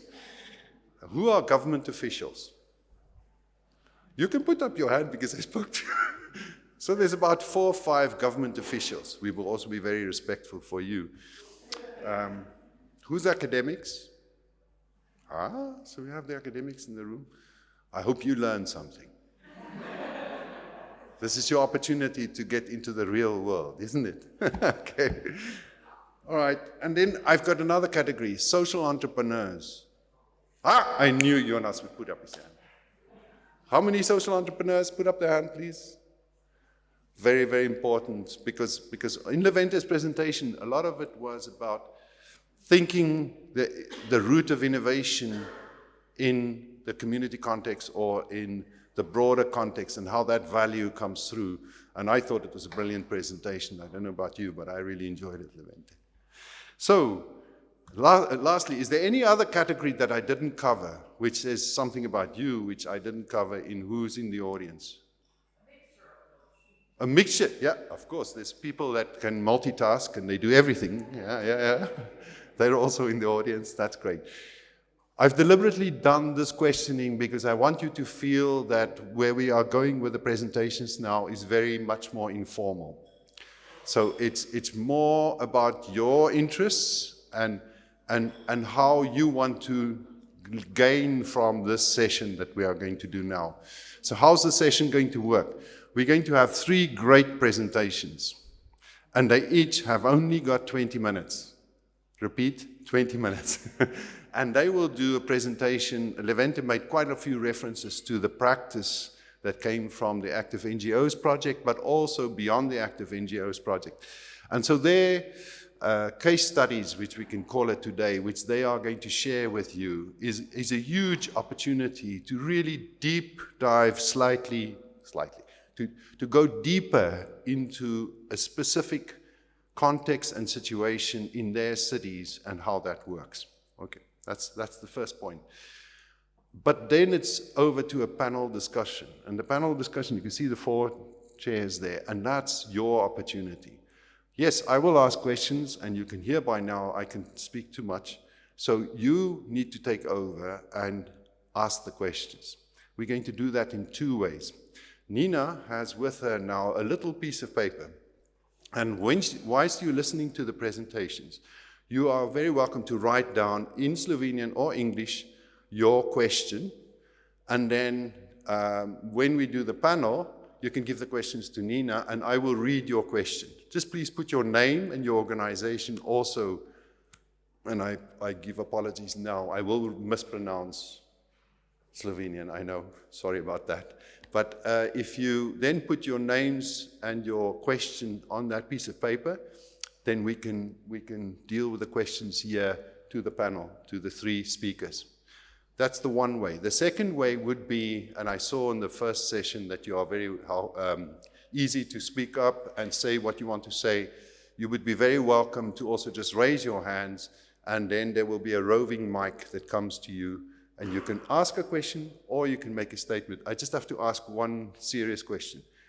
Please don't take over the space. In other words, you're very welcome to make a statement or give a context from your own organization, but just be respectful to everybody else. In other words, that everybody else can also say what they want to say. That's all. So we ready to go? We're ready. Nina, if you want to raise your hands and you want a piece of paper, Nina would just kind of go through the rows whilst the first presenter comes, and then you can just get paper from Nina.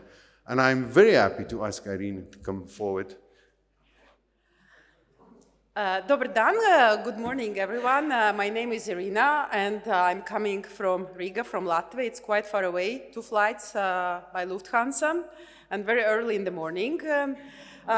So the aim of my presence here is to show what we are doing in Riga NGO House, and I will tell you it in a brief so that you can ask questions afterwards. I will start my presentation with a Vox Pops video we have produced during Active NGOs project. As you are not able to be in Riga NGO House now, you will have a chance to visit it virtually.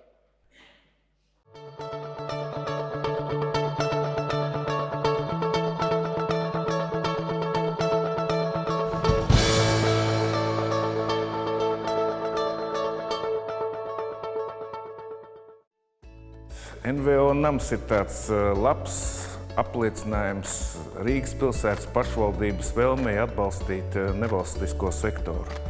Man liekas, mēs esam viens no tādiem diezgan būtiskiem atbalsta mehānismiem. Un man ir prieks, ka kopš izveidošanas mēs nepārtraukti esam attīstījušies, kļuvuši aizvien interesantāki, mūsu pakalpojumu klāsts ir kļuvis aizvien daudzveidīgāks. 3 galvenie NVO nama darbības virzieni ir izglītojošais, informatīvais un sadarbības veicināšanas atbalsts. Tā ir telpa Rīgas nevalstiskajām organizācijām, kur viņām nāk kopā, tikties, mācīties, izzināt, radīt un darboties. Daudzām Rīgas nevalstiskajām organizācijām NVO nams kalpo kā atspēriena punkts, kā starta platforma viņu tālākai izaugsmei un attīstībai. 2017. gadā Eiropas Savienības URBACT programmā NVO namu atzina par labo praksi. Un tas nozīmē, ka 5 Eiropas pilsētas sekos mūsu piemēram un attīstīs NVO nama ideju. Būsim patiesi priecīgi pēc pāris gadiem aizbraukt, apciemot šos namus un varbūt arī kaut ko no viņiem iemācīties, lai viņiem veicās. So this was a short video which we produced at the beginning of the project, and then we started to learn from each other. So as you could see, Riga NGO House is a building, but it's not just a building, it's a former building of a school. It doesn't have only NGO House inside. We have NGO House, we have a cultural center, and now we have a center which works with the clients. So how it is working? In Riga NGO House, we have a staff of 3 persons, which is paid by Riga municipality. All the utility bills are paid by municipality, and we have some money for the activities for NGOs. Sounds like a paradise. We started working with integration issues in Riga in 2010. This is when Division for Integration was established. And since we started working, we had a lot of meetings with NGOs, and they were moaning, we want NGO house in Riga, other municipalities have it. Indeed, other cities in Latvia, they have NGO houses, and Riga never had. So there was a good coincidence of political will, and there was a place, a space, a former building of the school which became vacant. And these factors came together, and it was possible to arrange something like NGO House. Here you can see the photo of the opening ceremony. We have a vice mayor, who is cutting the ribbon, and one is elected member of Riga City Council who was pushing the idea forward of Riga NGO House. And Riga NGO House has become a key platform for cooperation between NGOs and municipality. As we say, NGO House is the place where NGOs can meet, work, learn, participate, and do a lot of other things. We provide 4 types of support in Riga NGO House. One is educational support. Every week, almost every week, we have seminars about certain topics which are interesting for Riga NGOs. Most popular topics, especially at the end of the financial year, are bookkeeping, how to produce the reports, about legal issues, and also some topics which NGOs propose and which would be interesting for them. For example, recently we had a lot of activities about digitalization, and you understand why. We had COVID, we had to adapt to local situation. And we also help them with advices, especially for new NGOs which were recently established, how to cooperate, what they have to do, and we also help them to make their activities. This is the photos which were taken in NGO House before COVID. All the seminars, all the educational activities were extremely well attended. And because we have some money to pay for the lecturers on the topics NGOs are interested in, and initially other NGOs perceived us as competitors.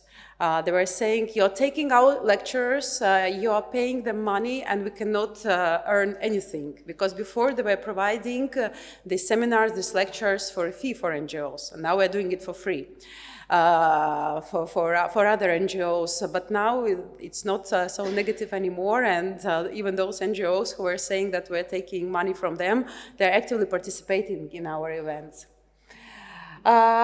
We also work on such topics as cooperation. I don't know how it is here, but in Latvia and Riga, NGOs are perceiving each other as a competitor, especially NGOs which are working in the same area. And when we started working in Riga NGO House, we started to receive applications for using the premises of NGO House from the same type of NGOs. For example, there is International Day of Senior People, and we get 5 applications for using the premises for the same event. Then we said, okay, guys, why can't you cooperate together? Let's do activities together. Initially, it was quite reluctant, but then we were trying to somehow to bring them together. And just recently, we had activity of the elderly people. There were several NGOs who were together. We helped them to organize the event, and it was quite a big success. It's not only for NGOs working in the same field, but also in different other fields. We're trying to bring them together, not to be like a separate NGOs. And we're also trying to exchange good practices with other towns of Latvia, not only towns, but with other NGOs working in other parts of Latvia. And we are arranging at least one such activity per year. We have a newsletter produced every month, and this newsletter is very special because it has a certain structure. At the beginning, there is an interview with one of the representatives of one NGO, which is working in Riga at NGO House. And so NGO House exists already for 9 years, and I asked my colleague who is working with NGOs and who is making these interviews, I asked, do you still have enough of NGOs to be interviewed for this 10 years? For 9 years, you have interviewed a lot. She said, oh, yes. I have a long list whom I should interview. And they really like it. They perceive it, that they are important, that what they are doing is quite topical to other NGOs. And of course, there is also information about funding opportunities, about events which are taking place in Riga and other parts of Latvia. So it's a good way to spread your information by providing it for Riga NGO House, which sends it around. And of course, as you could understand, we also provide free premises for NGOs.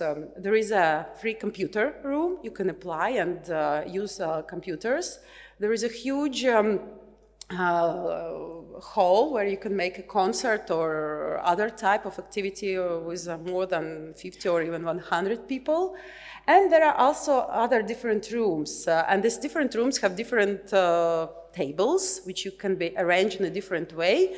So, for example, when NGOs apply for a certain type of working space, they already know what kind of table they would need, so they target a certain room, or they don't want this, or they want that, and of course, laptops and other equipment is provided for free.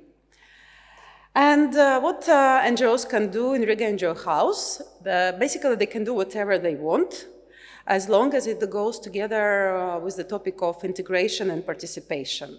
So they can do the activities themselves, they can participate in the activities of NGO House, or they can do joint activities with Riga NGO House.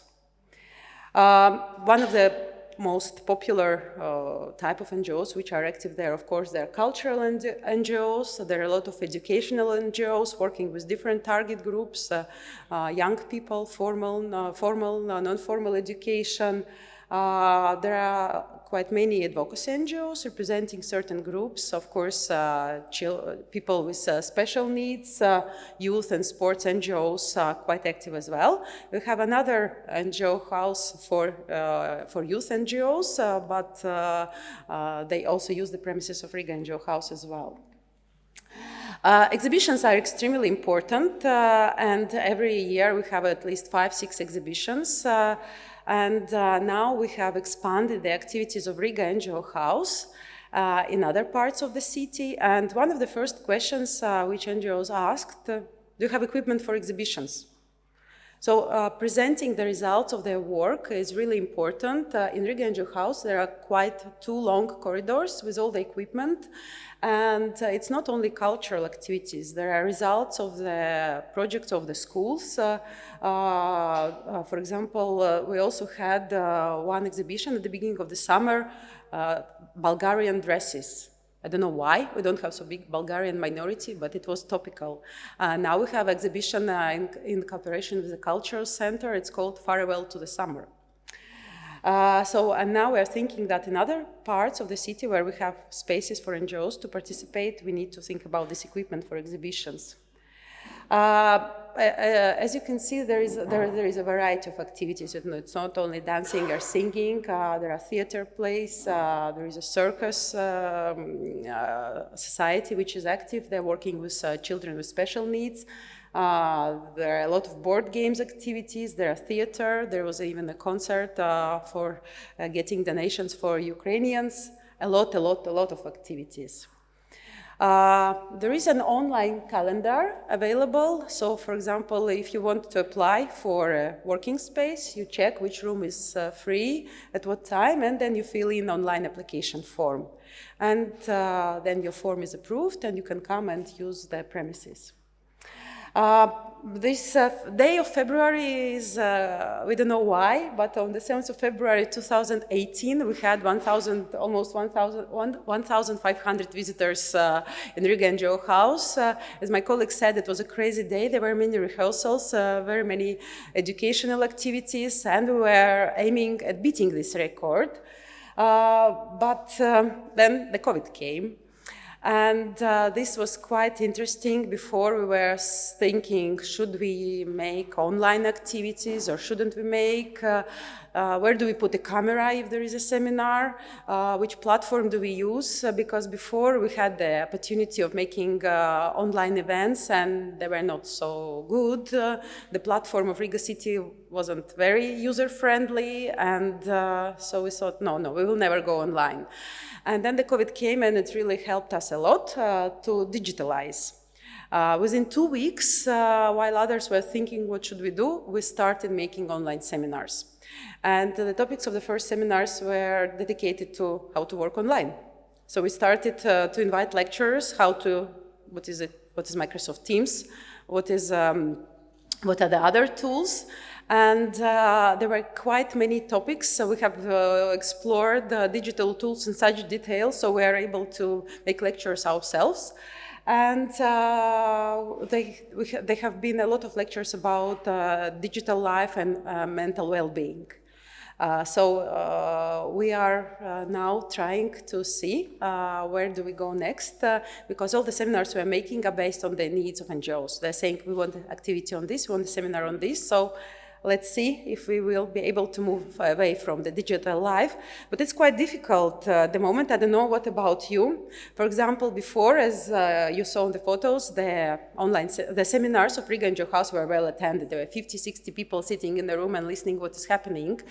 Since COVID came, we went online. And now, for example, if we announce an online seminar, 80 people apply, more than half show up. If we make physical event, 20 people apply, 1/3 shows up. So people don't want to come to NGO House for the seminars. They are coming for their activities, they're coming for their other activities.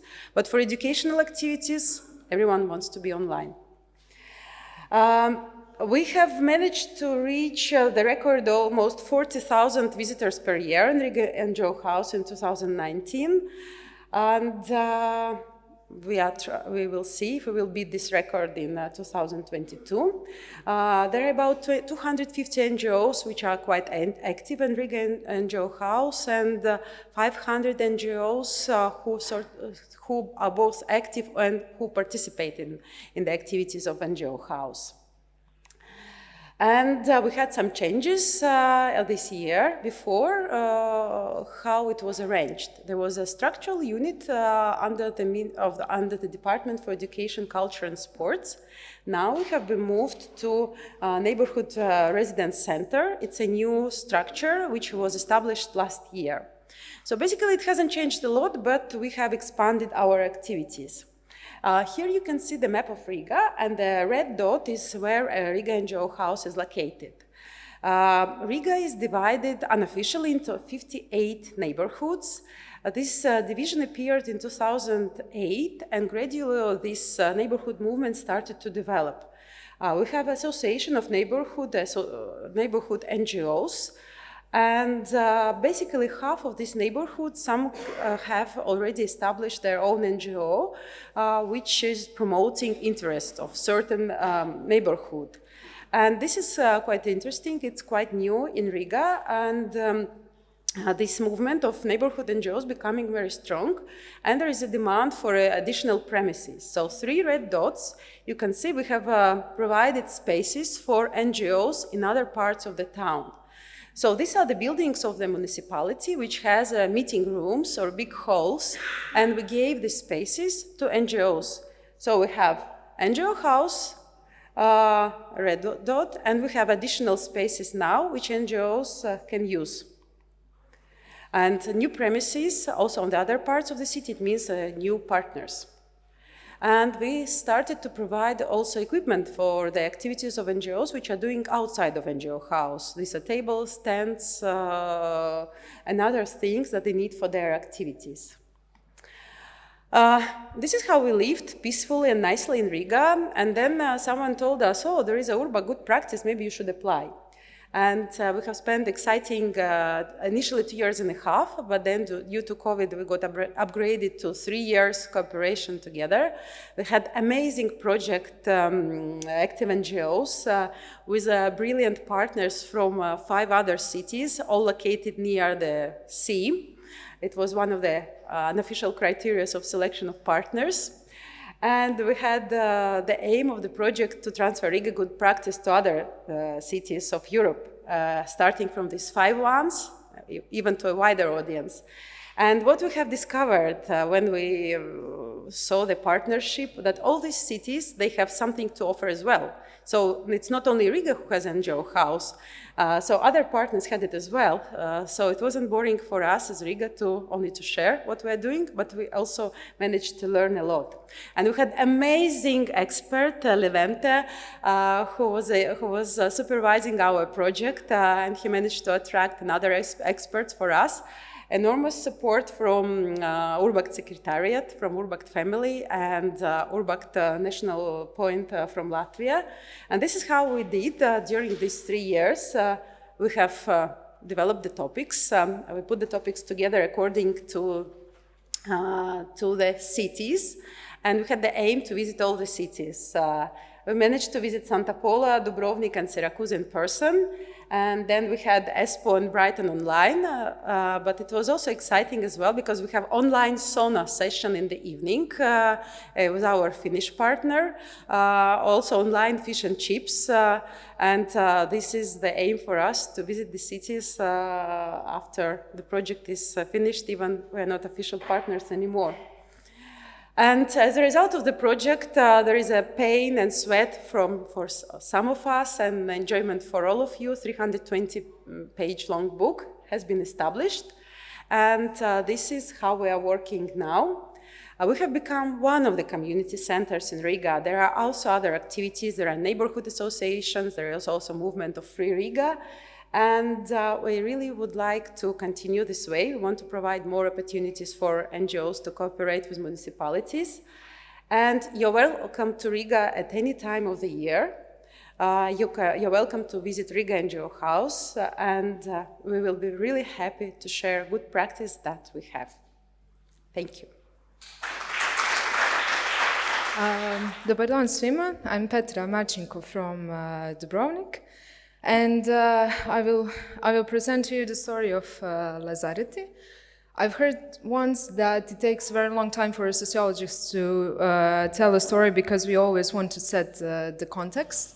But I think in this case I will be short, and it's very important for you to understand the context in which Lazareti is transforming themselves into social cultural centers. So there are a few things that you need to know about Dubrovnik.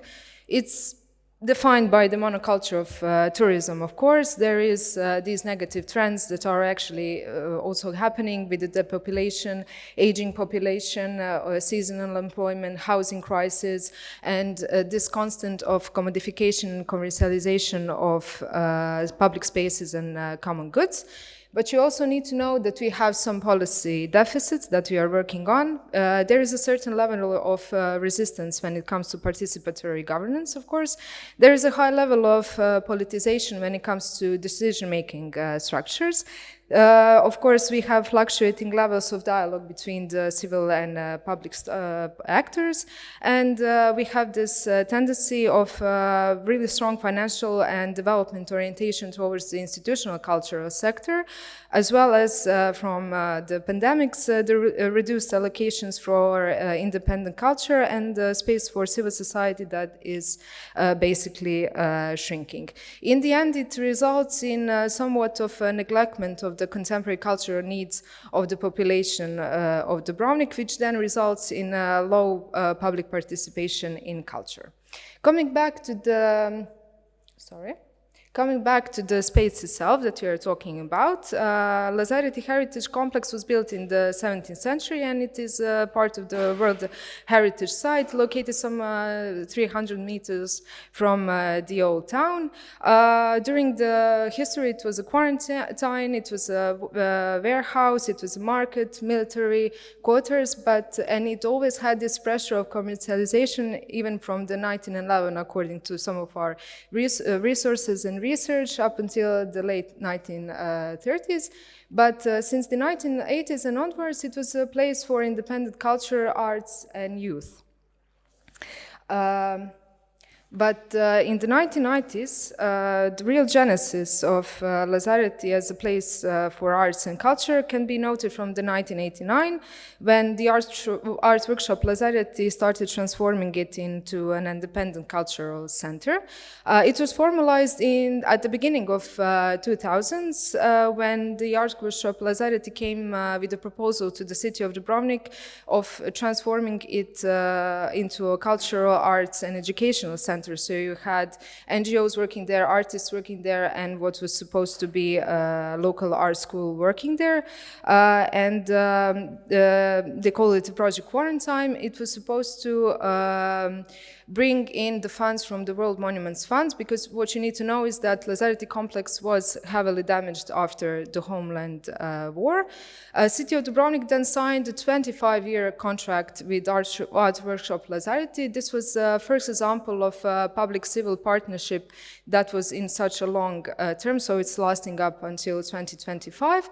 And it's somewhat allowed them to bring the funds in order to renovate this place. And it also, at the same time, empowered Art Workshop Lazarity to continue working, to continue their organization and development, as well as developing Lazarity as what we call social cultural center now. But not everything was a nice story.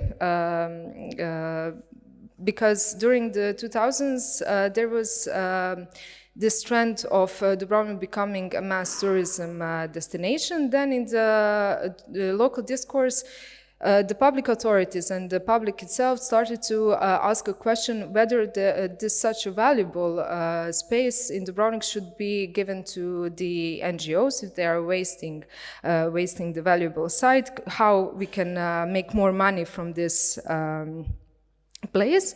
And it is something that usually comes in the discourse even nowadays, because culture in Dubrovnik is mostly thought through the frame of heritage, and heritage is considered as a vessel for profit still. So in 2012, after these organizations that you can see here were denied the access to their premises by the city of Dubrovnik, basically breaching the contract that Art Workshop Lazarity had with them, we created the platform for Lazarity. We are in a much better shape nowadays, and nowadays Platform for Lazarity is a collaboration and an advocacy platform which currently governs the 3 out of 10 buildings in Lazarity complex. And you can see the members here, and our vision is basically Lazarity as a horizontally integrated social cultural center, which is closely knit to the needs of the community and very much open for their activities. When we, in 2019, we set regulation for Platform for Lazarity, and we decided then that not only this was our goal, but also to nurture and to tend to the deficit forms of contemporary culture, artistic and creative endeavors. And this somewhat professionalized us a bit more in a way that we set these 4 goals that we are pretty much working on constantly through our collaboration activities, advocacy, research activities. First one is, of course, stabilizing and strengthening the organizations itself, the platform itself, capacity building as well, further in the collaboration with the city of Dubrovnik in order to continue to develop the Lazarity Social Cultural Center. But the third goal is pretty much very important for us, is to just spread the knowledge, the resources with other spaces in Dubrovnik and with other similar organizations, whether it's through advocacy efforts, whether it's by collaborating in projects and programs. And what happened is, and I think Jan will tell you more about that, is that we are pretty much an important source of knowledge, bottom-up knowledge, which then informs not only local cultural policies, but also national cultural policies. So, and what about the rest of the buildings? And this is just a pre-context so that you know how we were making our governance model, because we have such complicated relationships. Basically, Dubrovnik Heritage is a city-owned company which was given in 2019 the contract with the city of Dubrovnik, giving them a contract to govern the whole of the Lazarity complex. They are the ones who are in charge with maintenance of the building, but they are the ones who are only leading the program in 5 out of 10 buildings. So 3 is governed by Platform for Lazarity, 5 is governed by the Heritage Dubrovnik, and 2 of these is governed by the Folklore Ensemble, which is a cultural institution. So, taking into consideration all of our very complicated relationships in Dubrovnik, we had to, before making a governance model, before making regulations of these relations, we needed to go over through some discussions, some main themes that had to be very clear to all of the partners that are in Lazarity Heritage Complex. First of all, that there should be a strong cooperation between the NGOs and the local administration, or what we call public-civil partners. Secondly, the idea, if you're going to go into a project that is a social cultural center, it needs to have a strong connection to the local community and their needs, so it mustn't be overburdened by the tourism sector and their activities. And when we were considering about the model, we realized that we are overburdened by the top-down policies of the recommended and legally available formal models, such as was the public institution or a foundation, and all of these things. All of these formats were considered by the actors when we talked about on various meetings, on various workshops, that were unsuitable, too formal, and potentially bureaucratically overburdening. When you consider all of these particularities that are written here, then you can understand why. We are in a very lucrative position, which is constantly debated over whether it should be completely commercialized, because it's such an attractive building. We have these strong actors in Platform for Lazarity, which are still there because of the contract. They have been there for 30 or more years, some of them more than 30 years. And we have these, like I mentioned, socioeconomic context of Dubrovnik and policy deficits. So we needed to go back, and during the 2019 and 2020, after several meetings, several workshops, it was concluded that we need to achieve flexible We need to achieve a flexible coordination and collaboration model that is basically consisted of two working groups. One is technical, dealing with the technical maintenance, coordination of running costs, joint plan for investment and equipment, etc. And another one is the program development group. Any additional projects that we are working on, this group, where all of the actors in Lazareti are coordinating and collaborating, this is what the group is doing. Basically, what happened is that this partnership model is an example of participative governance modality that is stemmed from local context and local capacities. And what we were told by the partners, that they are prepared to put in, that is not, in order to basically not be overburdened, but at the same time to keep their own autonomy, especially when it comes to program and programming their spaces. It's permeable enough not to be an additional burden. Like I said, it respects the diversity as a fundamental value of this social cultural center, and it's nurturing trust and further collaboration. So it's not a set of rules that need to be respected, but it needs to be, it's a very hard negotiating process all of the time, and you need to nurture it all of the time, because it's very, very tricky as relationships are usually.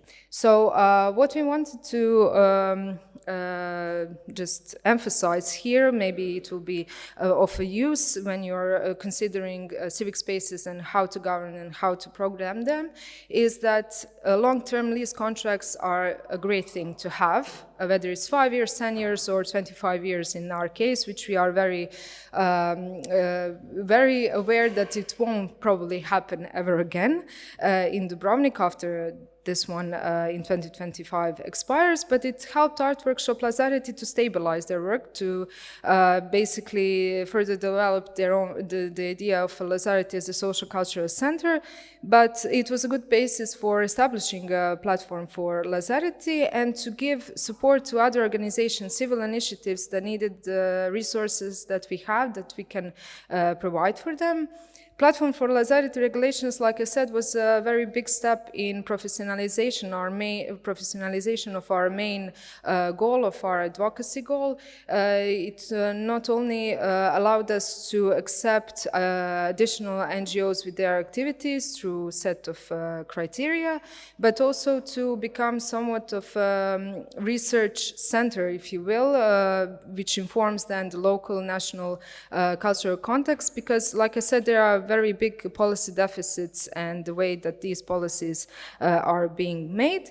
And to answer the question, I think that was bothering us is how to accomplish equal participation in a public-civil partnership and participatory governance, is that you need to constantly build trust throughout meetings, workshops, projects, collaboration, and that it needs to really be flexible and to really that each and every actor, each and every partner is okay with how much obligations and how much rights they have. It needs to follow an organic, basically, growth, preferably horizontal decision-making structure, because we are all about that.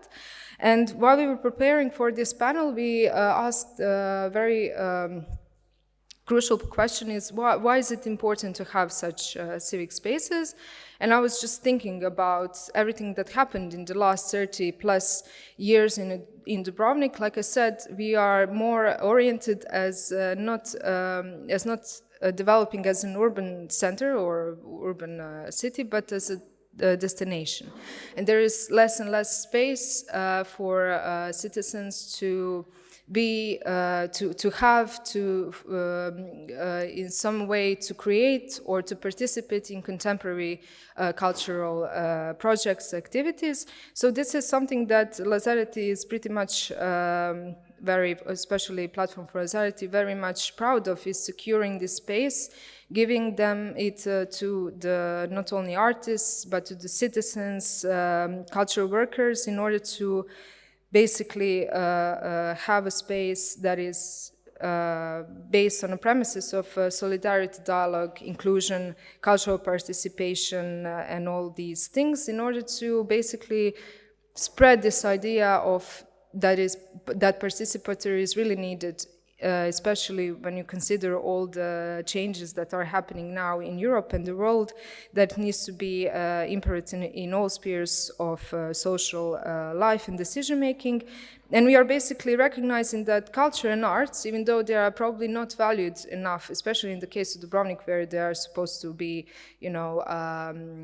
wasting the money, the funds, or wasting valuable spaces, that it can be valued in proper manner in proper methodology, and be seen as an areas of positive societal changes. That's it from me. Thank you.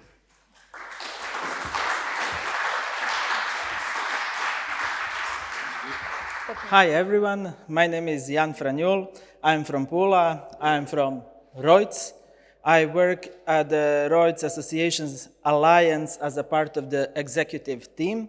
So Rojc is a huge building. It has a 16,739 square meter surface with an inner courtyard, with green spaces around it, with sports fields, with a skate park, with a huge free parking lot, with parks on every side of the building. It is an enormous place which houses now today 108 organizations of the civil society. So the building was constructed in the second half of the 19th century. It was constructed by the Austro-Hungarian military as a naval school. It was conceived as a school, and it worked like that even during the period of Italian government. Then they used it as military barracks. After the Italian military left, the Yugoslav People's Army came in. It also functioned until the 70s as a naval school, and from the 70s till the Homeland War, it functioned as a military barracks. So a lot of people who were doing their military service in Yugoslavia were coming and living in Rojc for their periods of military service. In the 90s, when the military left, the building was used as a refugee camp. So it housed, until 1997, around 700 refugees in the building, because it had all the infrastructure needed, beds, canteens, kitchens, and everything required. That's also the time, because of the need that the refugees had, that NGOs and people participating in the civil society started to enter the building. They started to provide services for the refugees inside of the building. It started with extracurricular activities for children, for social inclusion of the refugees and in their lives in Pula. After the refugees left in 1998, the building came almost to ruin, because when the military left, but every kind of structure left, the local population started to just grab all the resources that they could. It was a place that wasn't considered a nice part of town anymore. It started to become infested with drug users. It started to become completely derelict. People were stealing all that they could find inside of the building, from pipes to floors to windows and doors. In 1998, the local population started to enter the building. They started to find use of the space. It started with punkers, but it also started with 30 organizations that were dealing with many different fields, from environmental organizations like Zelena Istra, to our local brass orchestra, Puhački orchestra Grada Pule, to an independent contemporary theater, Dr. Rinat. They all started to enter the building, and in 1999, the local government decided to start signing contracts with them, because they realized that this is the easiest thing to do, instead of kicking them out, to allow them to stay in the building. The city government decided that the organizations that are entering the building are the ones that should renovate the spaces. So it was a huge bottom-to-top initiative of many different people working in this civil sector in the late 90s and the early 2000s that started to enter the building, and they started to renovate the spaces with their own funds, with their own money, and with their own time. In the early 2000s, the local government decided to work with the Croatian government, which was still the owner of the building, and so the local government, Pula, the city of Pula, became the owner of the building. They started to sign the contracts with more and more organizations. They opened up even the northern part of the building, and then they allowed for the organizations to start and take care of also the shared spaces, not just the spaces that the organizations occupied. So in the early 2000s, there was this huge project called Kreuzberg, where all the artists from Pula, from Zagreb, led by an organization still working in Rojc, they started to create, and they decorated over 4,000 square meters of murals in Rojc. They just wanted to create a space that could be enjoyed by the local community. At this time, Rojc was considered a dangerous place. I was a kid back then. I started to go to my breakdance and ballet lessons in Rojc. I was not allowed to go alone. I always needed to be escorted by my parents, because it was considered a really, really dangerous place. The organizations started to do a lot of the activities. There were more and more users coming into the building. There were more and more visitors. They were cleaning up the spaces. The spaces weren't considered as dangerous as it was before. And a really important thing happened is that all the NGOs working in Rojc wanted to become a part of the governing team. They wanted to start to govern the building. They wanted to take the responsibility for the building. So in 2005, NGOs brought the Manifesto of Rojc to the general public in order to show the values for which they stand, on which the operations of the civil society in the buildings are based. This gathering of association was called the Rojc Associations Alliance, although such a formal association didn't exist at the time. In 2008, the Council of Rojc Associations was established with the same goal, but it wasn't a formal council. It didn't have formal principles of working, so it just became a sort of a public forum that wasn't very structured, and it just became a public space for the users of Rojc to scream about their grievances about the building.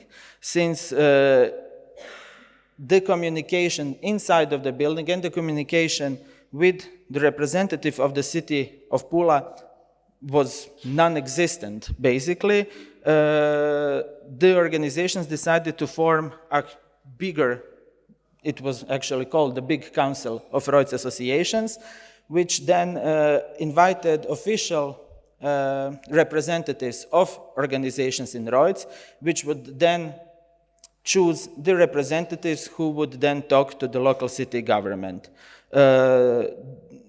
From that, the proposal for the coordination, the Roads coordination, was created. So in 2008, the mayor of Pula accepted this proposal of a participatory model of governance.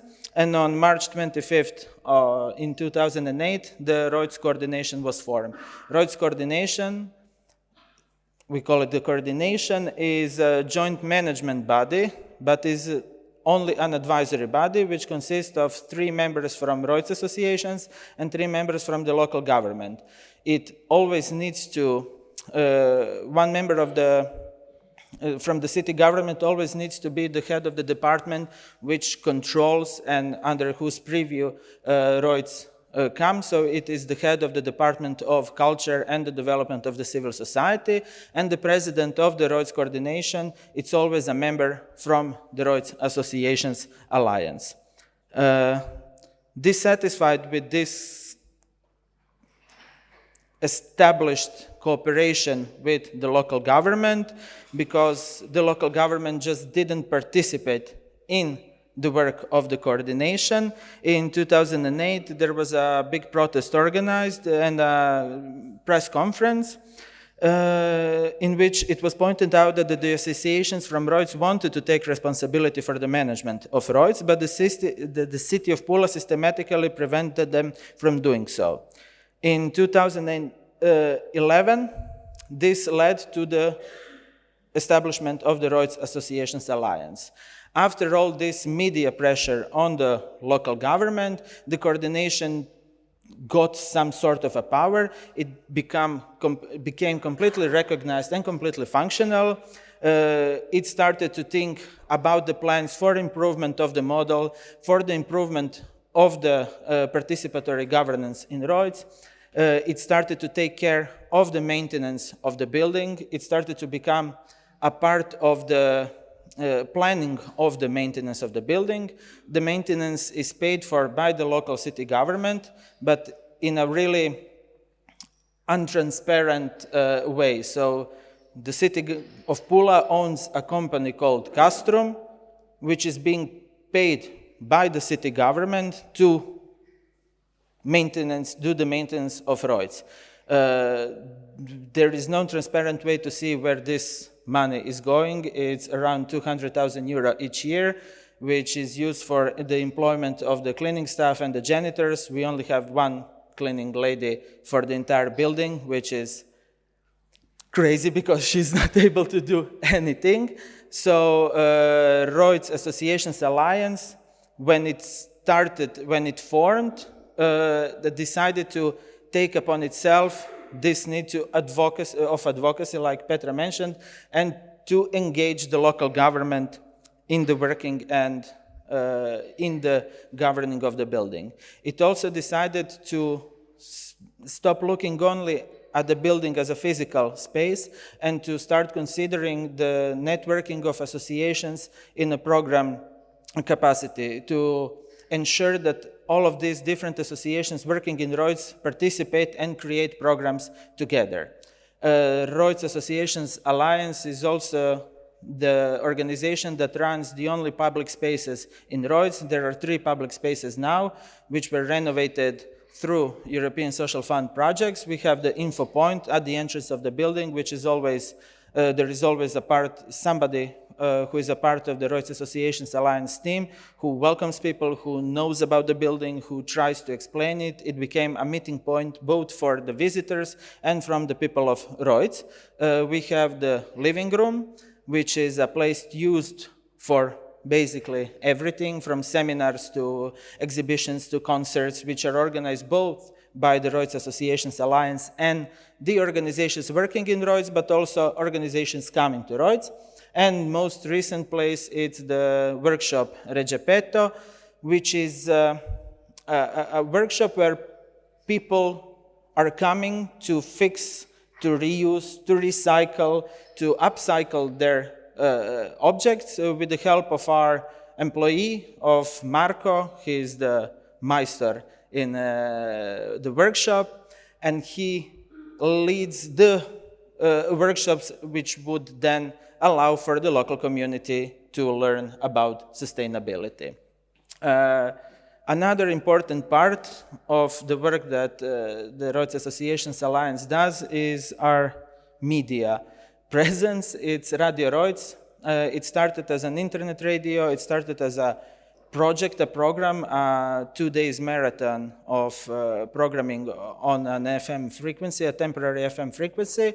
But then we realized that the media space in Croatia in general, and especially on the local level, it is extremely closed. It doesn't understand the civil society. It doesn't understand the principles of participatory governance. It doesn't understand and it doesn't welcome people from the civil society in a way that they should be presented in the general population.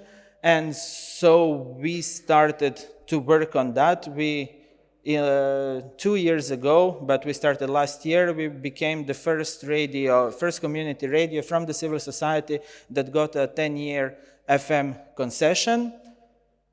We realized there are new problems now because the laws currently in Croatia do not recognize community media and do not recognize non-profit media. We have the same obligations as the mainstream media for profit, but we are not allowed to have as much marketing. We are not allowed to have as much fundraising capabilities. We are destined to live in this project world, but we are still trying and pushing for the development of the scene of local and community media. Currently in Roads there are 108 active organizations, 34 from art and culture, 22 in the field of sports and recreation, from national minorities, technical culture, war veterans, psychosocial work, children and youth, and 13 other organizations that are covering more than one field of work. The current governance model, although it is the best thing that we currently have, has many issues. Although it is very inclusive, it is innovative, it is socially advanced, it is burdened with a lot of weaknesses. The first and most important weaknesses because it is that it has very limited autonomy. It serves as a primarily advisory function.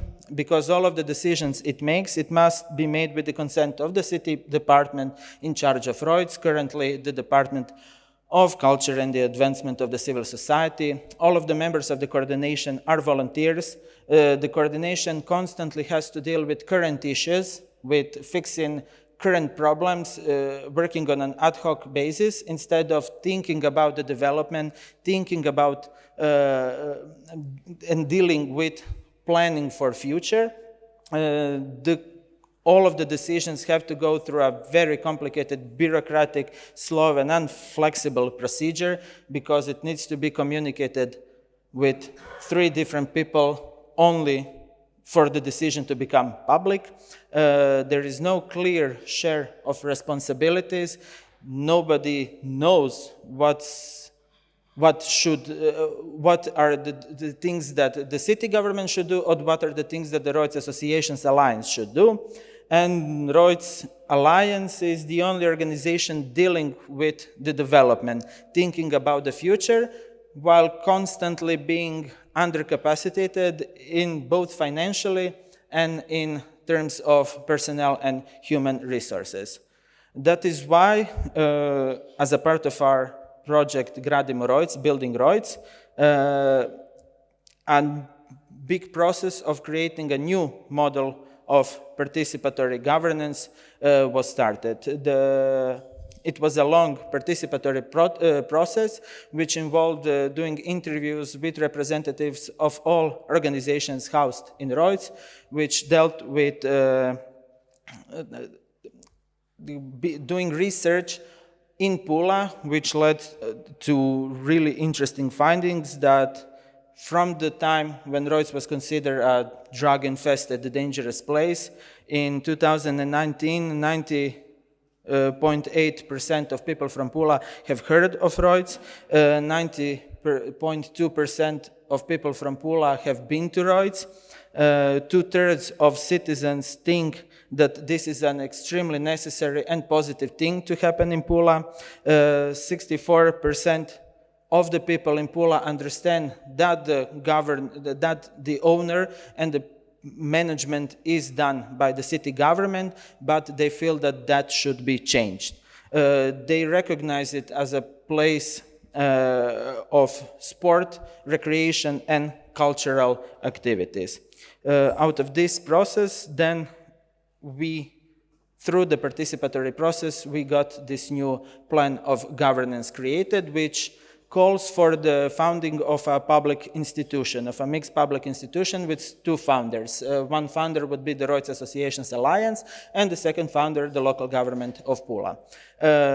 The proposed institution would have 2 basic tasks. So the first task is to provide quality service for the use of the premises of Rojc to civil society organizations, to citizens' initiatives, and to individuals for their socially beneficial activities.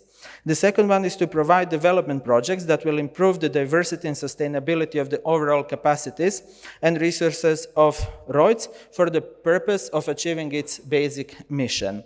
The users of space could get involved in this process in 2 ways. So everybody, all of the organizations, initiatives, and citizens who want to actively participate in the governing of the building should join and do it through the Rojc Associations Alliance, which would be a founding member of these mixed public institutions.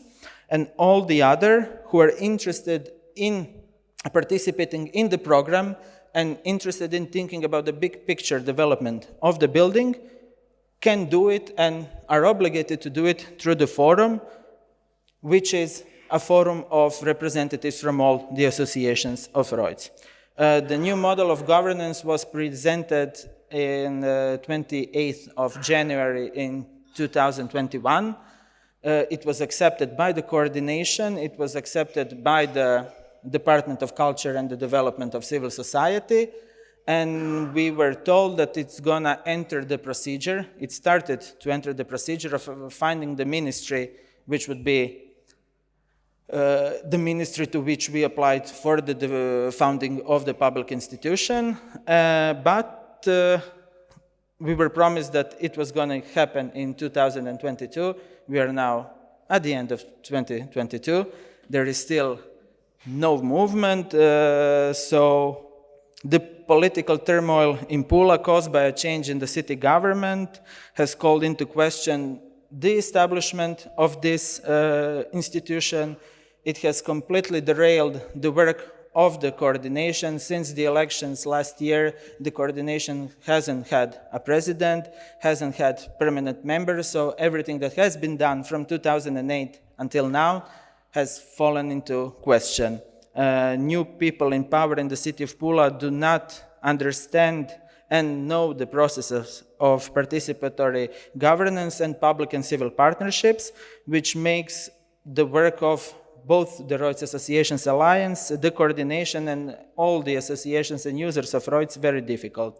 We have concluded that we need to teach them and that we need to invite them to Rojc in order to learn from us, to meet people who are residing, living, and working in Rojc. They have not responded very positively, but we are still hoping that it's gonna happen, that we are going to continue this process of creating a space which is governed by the users of this space. Thank you for listening to me, and I hope I'm gonna see you in Rojc soon. So again, I think I do want to just make one comment before we start. I think we've been very privileged this morning to get a dive into not just a beautiful story about places, also the complexity and also the difficulty. And the respect for messiness or complexity is something I would like to emphasize. It's not, there are not, somebody asked about a recipe earlier in the morning, and Levente very cleverly said, I don't have a recipe. There aren't recipes here that just pop out and solutions that just pop from somewhere. These are difficult, complex issues that we are trying to deal with. So I would understand that the pressure on the panel to come up with brilliant answers would be unrealistic. It is just to keep with this complexity, to try and improve our collective understanding, but never underestimate the collective knowledge in the room and the power of that knowledge. Thanks. So, question number one. Let's see where we go. What is the formal status, i.e., is it a cooperative? And this is to Riga, NGO house. So if you could just explain the formal status of your NGO house. In other words, ownership, governance, management of it. And this comes from Gaia. Gaia? Thank you. Okay, do you hear me? We have Riga municipality, and Riga municipality has a institution, like a department, which is called Neighborhood Residence Center, and it has a subdivision, society integration, and under this subdivision there is a structure called Riga NGO House.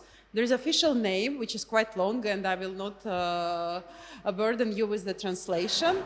So it's an official structure of Riga municipality. The building belongs to municipality. The regulations come from municipality. We have 3-person staff, which are paid from the municipality budget, utilities as well. There is some money for the activities of NGO House. We are paying for the lectures, we are paying for materials. And NGOs can come and use the premises for free. So this is the structure. It's a structural, NGO House is a structural unit of Riga municipality. And when we established Riga NGO House, NGOs we heard about different forms of participation. There was someone who established everything from scratch, and NGOs were active and in contributing, painting the walls. This might be the case of Free Riga movement in Latvia. But in our case, we have quite passive civil society, and we need to push NGOs to do something. Some of the NGOs who come to NGO House, they just need to come together to use the premises once per year for the annual meeting. They don't need anything more. They wouldn't be able to contribute. So the aim of us was to push them, to move them forward with the participation. And when we opened, we were about to open Riga NGO House, you know, like 9-10 premises that we had, working spaces, they started to book places. This will be my room, this will be my room, this will be my room, and we don't let anyone else inside. So there are 10,000 NGOs in Riga, and all of them want their own room. We said, no. You will be able to use it on a regular basis. You can apply and use it. There was quite a big reluctance. Why we can't bring our folders there? So we want to settle, and we don't want to let anyone in. So it might be good if you have such a huge building where they can do it. So in our case, we had to find a compromise. You can come, you can use it. But there are limits. So just before I give you to follow up, so Gaia, your question, you've got a second question, but your question about the structure of a cooperative, clearly it's not a cooperative, but also it's the municipality from a top down taking an active role in trying to, I'll just generalize it, to support NGOs or community organizations. Jonas, you're welcome to respond also as one of the activators for NGOs in Riga, and maybe to also give your perspective. I will give you quickly a question because I think it's related. Who is making the investments in the house, NGO house? Municipality. Okay. Tatiana Kershava, and I'm from Ministry for Public Administration. It's the ministers asking this question. Yes. Yeah, municipality is paying for everything. Okay, so the second question that relates to that question, also from Gaia, is Why is there no environmental NGOs or are there environmental NGOs in the NGO house? I cannot answer you this question definitely, but they could be one of the audience which are present there. They can use the premises if they are located in Riga. Why not? Okay. Jonas. Okay, that's probably the moment I should come in. I mean, in that moment, maybe those, meanwhile, various premises all around Riga, hosted by Free Riga, which I will not dive in now, that takes too long time to explain all the background. Interestingly enough, we have approximately the same age. Also, Free Riga was in its movement starting around end 12, 13, so 10 years ago, 9 years ago. We have certainly many users, or also you could say participants of our communities and the various buildings and locations who are very much on the more social, cultural, alternative social thinking, very much in an environmental aspect working. But for sure, since we are in very good relationship to the municipality, we are an NGO, yet we still have always to pay also for everything. So we are not financed, and we always have to see how to finance ourselves. So this part that also Levente has been talking about is very significant. Therefore, we are more comparable to Reutz, or actually Reutz hasn't seen yet, Irena and the others, our new premise. We have a 16,000 square meter premise as well now. So yeah, I mean, situation very similar like in Pula, which I know, by the way, very well. Yeah. At the end of my presentation, I said that Riga NGO House has become one of the community centers. For example, in our case, I can say that NGO House is a cradle for NGOs. They are weak and vulnerable at the beginning. Usually NGOs are registered in someone's apartment. So my apartment is the place where, for example, my NGO is registered. His apartment is his. And there wasn't any opportunities to meet. So the NGO house was initially perceived as a place where they can physically meet. And these new premises that we open in other parts of the town, it's also places where they can come together. And this is a kind of a passive form of participation top-down. If we look at Free Riga, so this is an association which is occupying abandoned premises, and they allow other NGOs to come, they repair them, and they can use it. There is a minimal fee that they pay, and this is a more organized NGOs who are willing to participate more. I would say it's similar to Reutz Association, so you are doing it with the aim, you're doing it, not just using premises. Thank you very much. I think there's a nice spectrum and an understanding of spectrum. I just want to move quickly to some of the others. There's a nice question also on the environmental aspects for you, Jan. The question is, the one photo you showed, towards the planting of the trees, is a great indicator of long-term commitment. Now, the question is very open. It says, do you agree? And if yes, who are paying for it? And who asked the question? It was you. So the question comes all the way from Helsinki. Thank you. So this is also very important for Reutz and for all the associations working inside, and especially since all of the initiative for the founding of this public institution, all the initiative for the founding of the coordination, the initiative for the founding of the Reutz Associations Alliance came from an environmental organizations called Green Istria, Zelena Istra. The president of the coordination, not now because she has not been confirmed, but it has always been Dušica Radojčić from Zelena Istra, from Green Istria. So the environmental organization housed in Reutz is the one leading this sort of participatory governance. The thing is, we have constant plans and ideas, but we are stopped very often by the local government. We have managed to create this space of Radiona Regepeto, the workshop, which has now been open for more than a year and which has had around 20 educations for the local community, teaching them about recycling, upcycling, reusing, teaching them. Just this Saturday we had a workshop of creating a composter for your house, but one of the results was also creating a composter for us in Rhodes. So it is really important for us. We are currently in the process of the coordination of the local government of finally renovating the building in an energy-saving way. So we are now in a creating of a project, of a plan of building a solar power plant on the roof of the building, and finally renovating the walls and putting up isolation in order to create a sustainable environment to lower our cost, but also to lower our footprint. All of the planting of the trees and all sorts of activities also in our internal courtyard, it all happened because people wanted to see a much nicer space around them. So it also came from the people working in Rhodes, creating a better environment from themselves. They were the ones who were buying plants and taking them down there.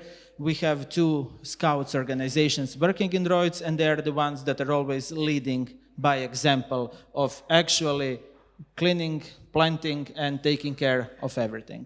Thanks, Jan. And actually, this brings us very nicely to, you heard in Jan's presentation, the constant tension between the local authority and this very vibrant bottoms-up approach that is the history of your center. But the interesting thing for me was how in Dubrovnik they managed to find, and I would even go as far as to say, to really think deeply about how you can nearly manage that tension and at the same time come up with some innovation in governance. And I find it a very interesting, I would even say at a European level, this would be a very good example at a European level, how some real tensions can be maybe managed with a new platform for governance. So just to come back to, if you quickly want to respond, not directly to Jan, but just maybe hearing these and to reiterate maybe what you see as a guidance that you can give in general to others that might be in a situation where looking for a better way of governance, allowing the bottom-up process still to be vibrant and finding ways to accommodate, call it the political incentives or pressures, like the pressure you have on commercialization or making money for the city, things like that.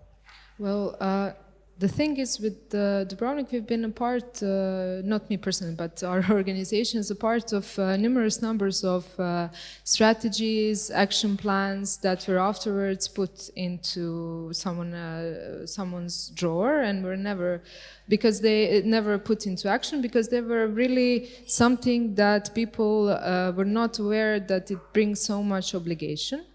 So like I said, we started from the starting point of expecting the minimal from everyone involved, and just you have to have this constant relationship between the civil and the public authorities, no matter who you are, either from this or that sector, through constant meetings, through collaborating together, through just communicating with each other, because I think in the end it makes a really good basis for understanding each other's visions, each other's plans for the complex, because like I said, we are currently facing this, I think, new wave of monoculture of tourism because of the economic crisis that we are. The only thing that is actually working in Croatia is tourism. I think you are all aware of that. And we teach a new wave comes this notion that we need to, since we are not producing, since we are not very elaborate in what we are offering, it's always sun and sea, and this is the idea that we need to commercialize our public spaces and cultural goods, because that's the only basically resource that we have. And the space for activities, not only cultural, not only arts activities for the local community, are getting very endangered in these situations. But I think the great advancement in the case of Lazzaretti was to create the new company that you want to create, in your new coordination, where you have both the local government and the association as the two partners, or the two, you could call the two owners of the company. In your case, you created the structure for 10 centers, and you made 2 working groups. And those working groups, the interesting thing, the first working group, the program working group, you actually said continuing communication. It's like this, and you've emphasized it now again. And then in your presentation, you ended with something that's very powerful. You said, build trust, build trust. And I really take that from Petra's presentation. Petra, there's one more question for you. Why do you think there will not be a new long-term lease for Lazzaretti? I said that it won't be for 25 years. It was very innovative practice in 2000 because the mayor of then realized that the NGOs can really pull the funds from funds from the programs that the city of Dubrovnik couldn't have on its own. For example, War Monuments funds. Our contract after 2025, if it exists until after the 2025, I think it will be around 5 to 10 years max. That's common practice in Croatia. But I really think that they will remember this notion that they can't govern the Lazzaretti as a whole because it's really costly. It's not a regular building, it's a world monument heritage complex. You can't build in it, you can't do anything to the building without the conservation authorities saying yes. It's very hard to finance all the running costs, especially in today's crisis. So I hope that they will remember that we are very much needed in the space for the space to be efficiently used, and that we can also bring funds from other sources to the Lazzaretti complex. I'd like to give a quick plug to another URBACT project called the Kairos project, which actually involves Šibenik, and ask this question of the balance of the heritage sites as possible commercial opportunity, and to balance that with the needs of society. So again, these are themes that are continuously being explored in the URBACT, we call it the URBACT family, in the URBACT family. I want to give anybody the opportunity to make a comment or statement from your own organization relative to what you have heard from the 3 great case studies that you've heard now. We've got about 1.5 minutes for that. Who would like to make a statement? Or reflect from your organization anything that you want to say? And I'm specifically speaking to NGOs now, if you don't mind. You will have this opportunity this afternoon, again. Levente, I'm going to give you now. You will have this opportunity this afternoon to actually take what you have learned this morning and then really kind of, we could call it digest what you have heard, and then feel how does that relate to your own organization, because you must go away from here with something that inspires or determines what you have to do next and what you have to also implement in your own life. So Levente, it's a minute question. Petra, are you member of TECH? Trans-Europal? No. Trans? You will in lunch here from TECH. Yeah. So I'm going to give the last word. We've got a little saying called the person with the last word is going to give us something that's really something we can take into the lunch. And no better person than Levente. I just wanted to fill the gap until others can think of questions, but I would just like to tell you that seen from Budapest and also many other regions, we're always very envious towards Croatia, Slovenia, because I think you have a very sophisticated discourse on governance. If I tell NGOs about governance in many places, they don't even know what we talk about.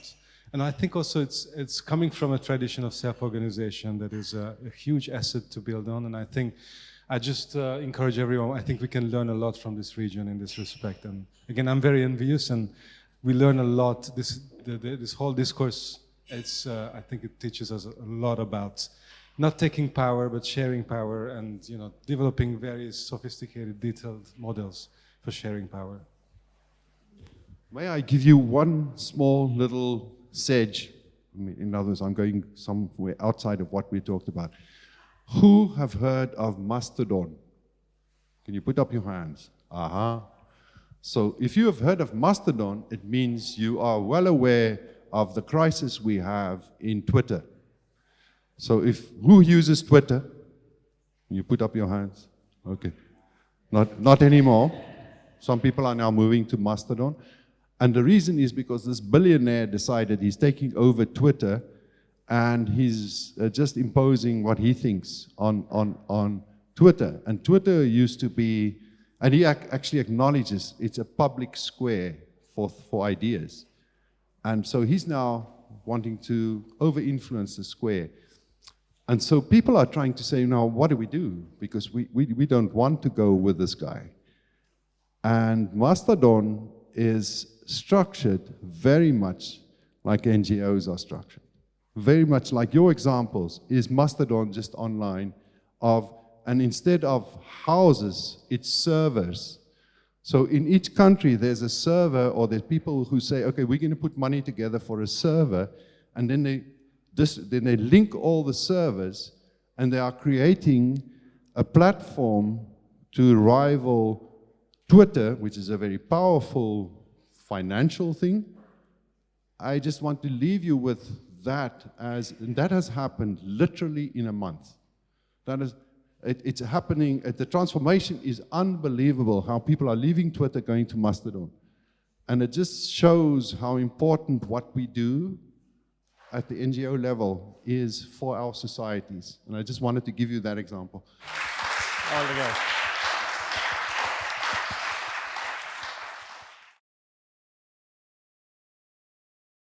Ta sklop se osredotoča na prostore za nevladne organizacije in skupnosti v manjših mestih po Sloveniji. Okrogla miza, ni ne miza, ne okrogla, ampak vemo, za kaj gre, je hkrati tudi zaključni dogodek projekta Pobuda za prenos dobre prakse, ki poteka v okviru programa URBACT. Koordiniramo ga na IPoP v vlogi Nacionalne URBACT točke za Slovenijo. Z nami so na skrajni levi Tatjana Hočevar-Kerševan, vodja sektorja za sistemsko urejanje na Direktoratu za stvarno premoženje pri Ministrstvu za javno upravo. Sem prav povedal? Ok. Zraven nje Maja Majnik, vodja oddelka za družbene dejavnosti in gospodarstvo pri občini Idrija. Na sredini Tina Lisac, URBACT strokovnjakinja oziroma nacionalna strokovnjakinja pri tej pobudi za prenos dobre prakse. Še zraven na njeni desni Tomaž Miklavčič z Direktorata za prostor, graditev in stanovanja pri Ministrstvu za okolje in prostor, in na moji levi neposredno Katarina Košnik z oddelka za družbene dejavnosti občine Bohinj. Hvala vsem, da ste se odzvali na povabilo za sodelovanje v tej okrogli mizi.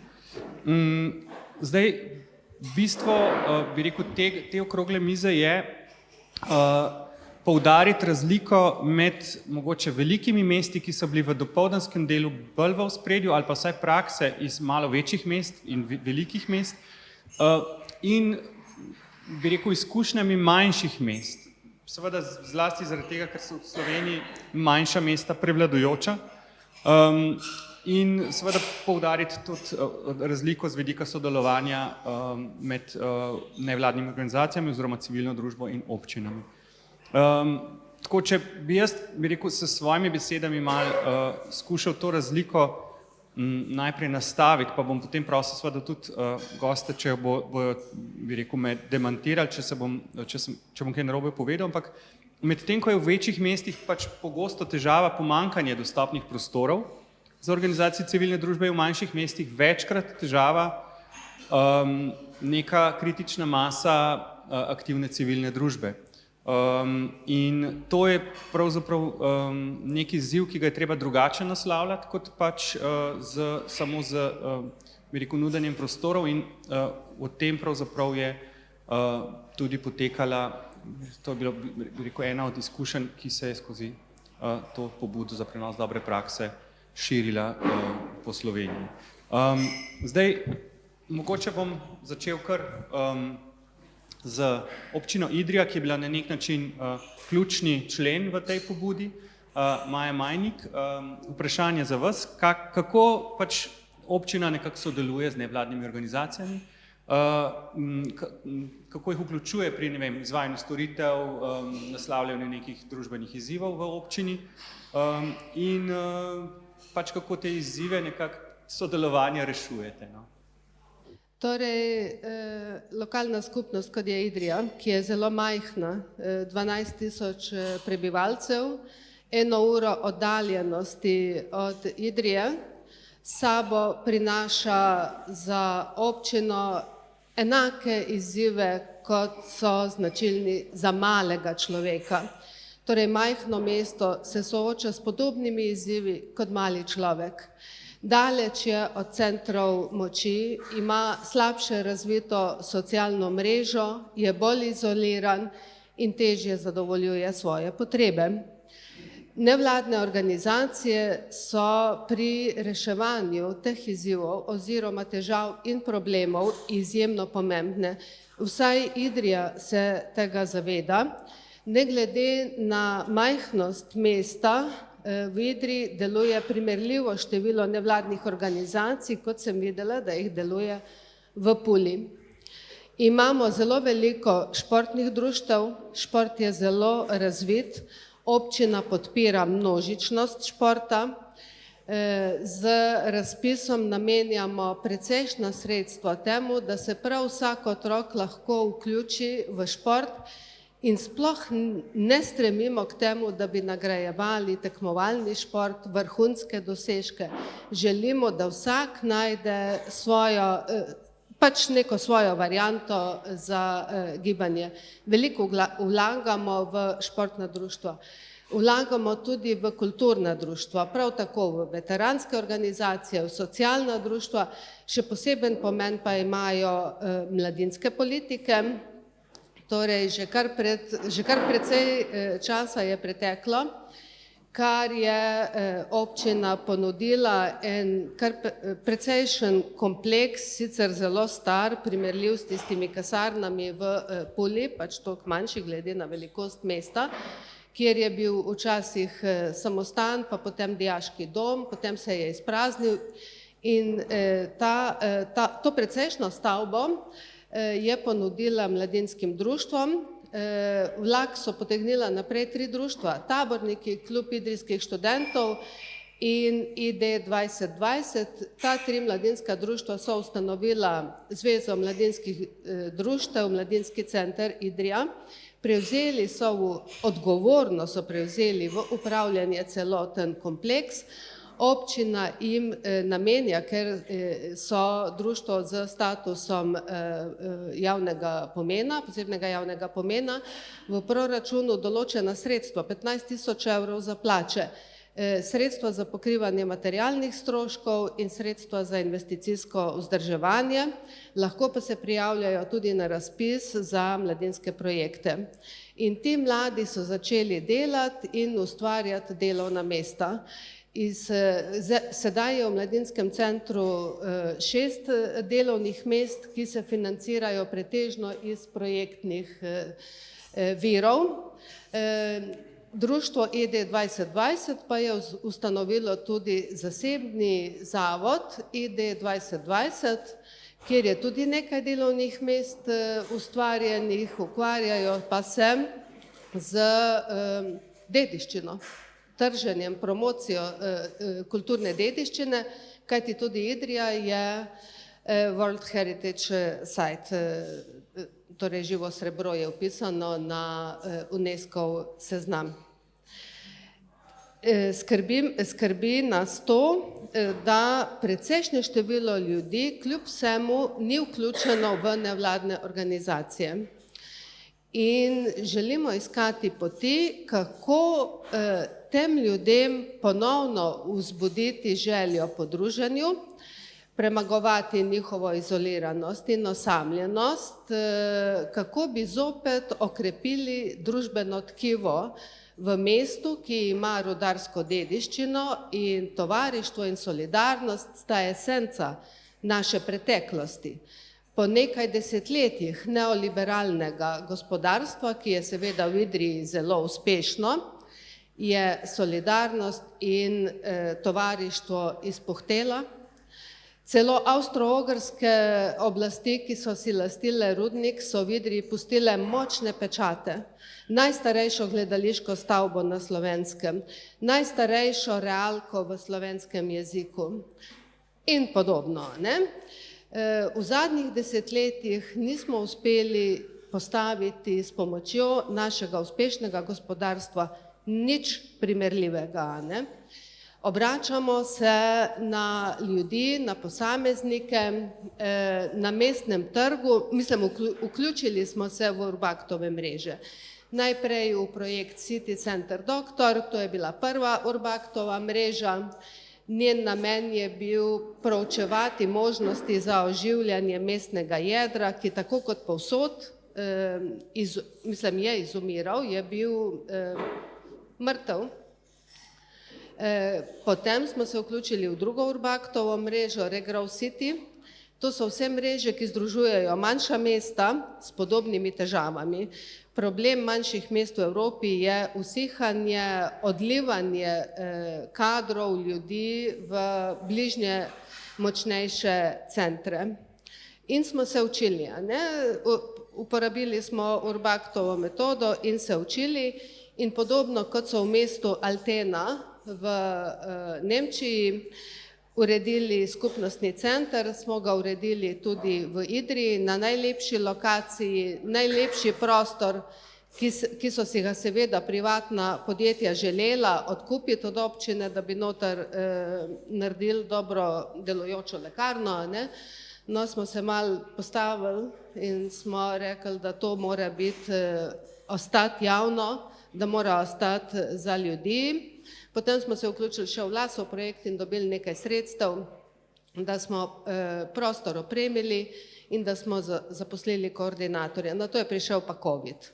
In nekako te 2 leti nista bili taki, kot smo si želeli, ampak nekatere stvari tečejo naprej in tisto, kar me najbolj veseli, je to, da pogledam stare gospode, ki pridejo v ta prostor igrati šah, in mali otroci, ki se igrajo na trgu, se hodijo k njim učiti šah. In sedaj imajo že ob sobotah šahovske turnirje. Ampak kaj več o tej metodi bo pa verjetno ti navedla povedati, oziroma o tem skupnostnem centru. Je čas, da nehamo, ne? Ali bi še radi, da govorim? Lahko. Jaz sem hotel še kakšno podvprašanje postaviti, ampak mi ga ni treba. Zelo točno to, kar smo v bistvu hoteli slišati, tako da hvala za to predstavitev.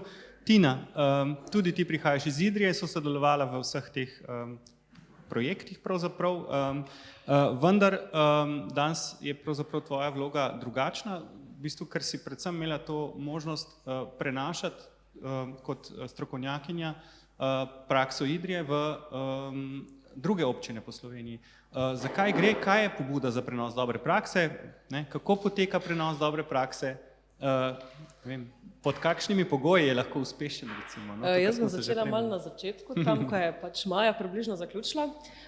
Kot je rekla, začeli smo s projektom City Center Doktor. Tu bi rada poudarila, da je šlo za akcijsko omrežje, kjer je bil glavni cilj napisati integriran akcijski načrt. In v tem načrtu smo na podlagi tega, kar so ljudje v lokalni skupnosti želeli, vključili tudi to neke vrste skupnostni center. Na to pa je bilo potrebno iskati rešitve, kako bomo te stvari uresničili, in šele na to je prišel ta projekt Regrow City, ker pa smo videli možnost, da se dejansko ta NGO platforma, se je imenovala v originalu, vzpostavi. Že zdaj bi rada poudarila, da prostor ni tisto nujni element te NGO platforme, ampak je bistvo samega povezovanja različnih nevladnih organizacij med sabo, torej da začnejo sodelovati, se začnejo povezovati, ker pač, kot smo ugotovili, tudi skupnost in tudi nevladne organizacije so močnejše, če se povezujejo. Ko smo to vzpostavili, je pač šlo skozi Lasov projekt, tam celo nisem bila prisotna zraven, smo pa dobili pač za strani IPoP-a pobudo, da se vključimo v pobudo za prenos dobre prakse z našo idrijsko dobro prakso, torej ta mestna dnevna soba, in da jo prenesemo v 6 ostalih slovenskih občin. Zdaj, kako je to potekalo, bo verjetno tudi Katarina še malo povedala, tako da ne bom čisto vsega razkrila še zdaj. Se je pa želelo s tem narediti to, da se pokaže, na kakšen način lahko vključimo lokalno skupnost v sam dizajn tovrstnih praks. Ker tudi pri prenosu dobre prakse iz mesta Altena, iz Nemčije, ni šlo za dobesedno kopijo, kot smo slišali že prej. Lahko preneseš marsikaj, ampak ljudi ne moreš prenesti v okolje. Torej, vedno potrebuješ prilagoditve, spremembe, da lahko te stvari preneseš. Ker pa sem pač imela te izkušnje skozi vse projekte, od tega, da sem bila koordinator lokalne skupine, skoraj projektno vodenje oziroma finančno vodenje projekta, in zdaj kot URBACT strokovnjak sem vstopila potem pač v ta prenos dobre prakse in podpirala naše občine, oziroma moje občine so zdaj že skoraj pri prenosu te dobre prakse. Ne bo zaenkrat to dovolj, bomo še pa se bolj podrobno pogovarjali o tem, kako je to potekalo. Zdaj, Katarina Košnik iz Bohinja, zakaj ste se kot občina odločili, da se vključite v to pobudo? Kaj vas je nekako prepričalo, oziroma kaj so bili vaši notranji motivi za to?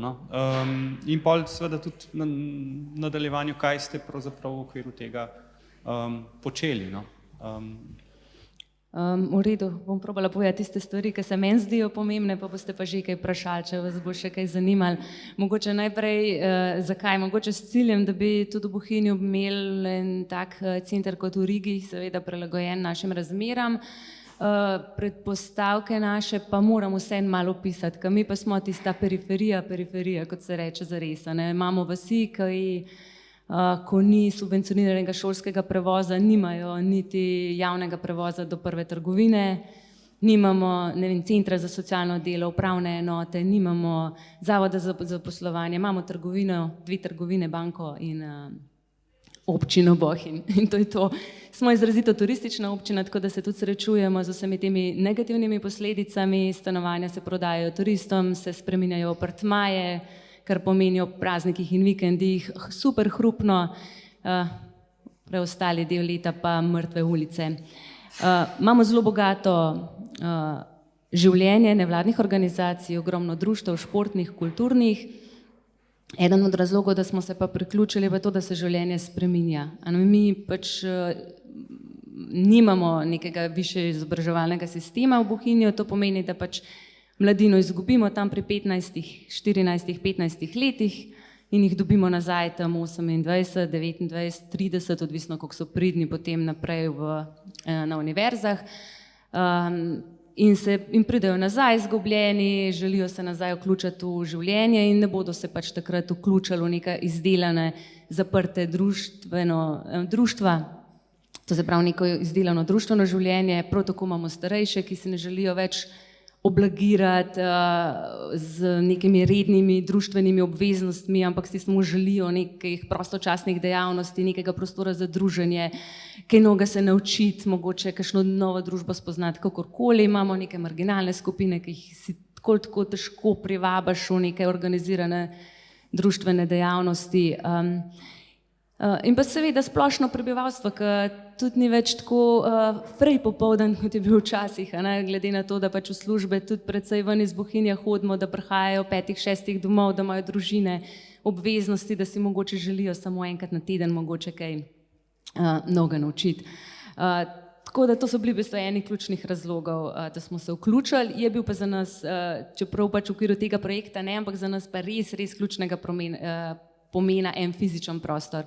Torej res smo si želeli nekje najti en prostor, ki bo odprt, kjer bodo ljudje dobrodošli, kjer se bodo lahko družili, da se nam mladi nehajo družiti po ulicah, po parkih, ker pač za kavarne in gostilne so seveda še premajhni, pa tam itak nimajo kaj početi.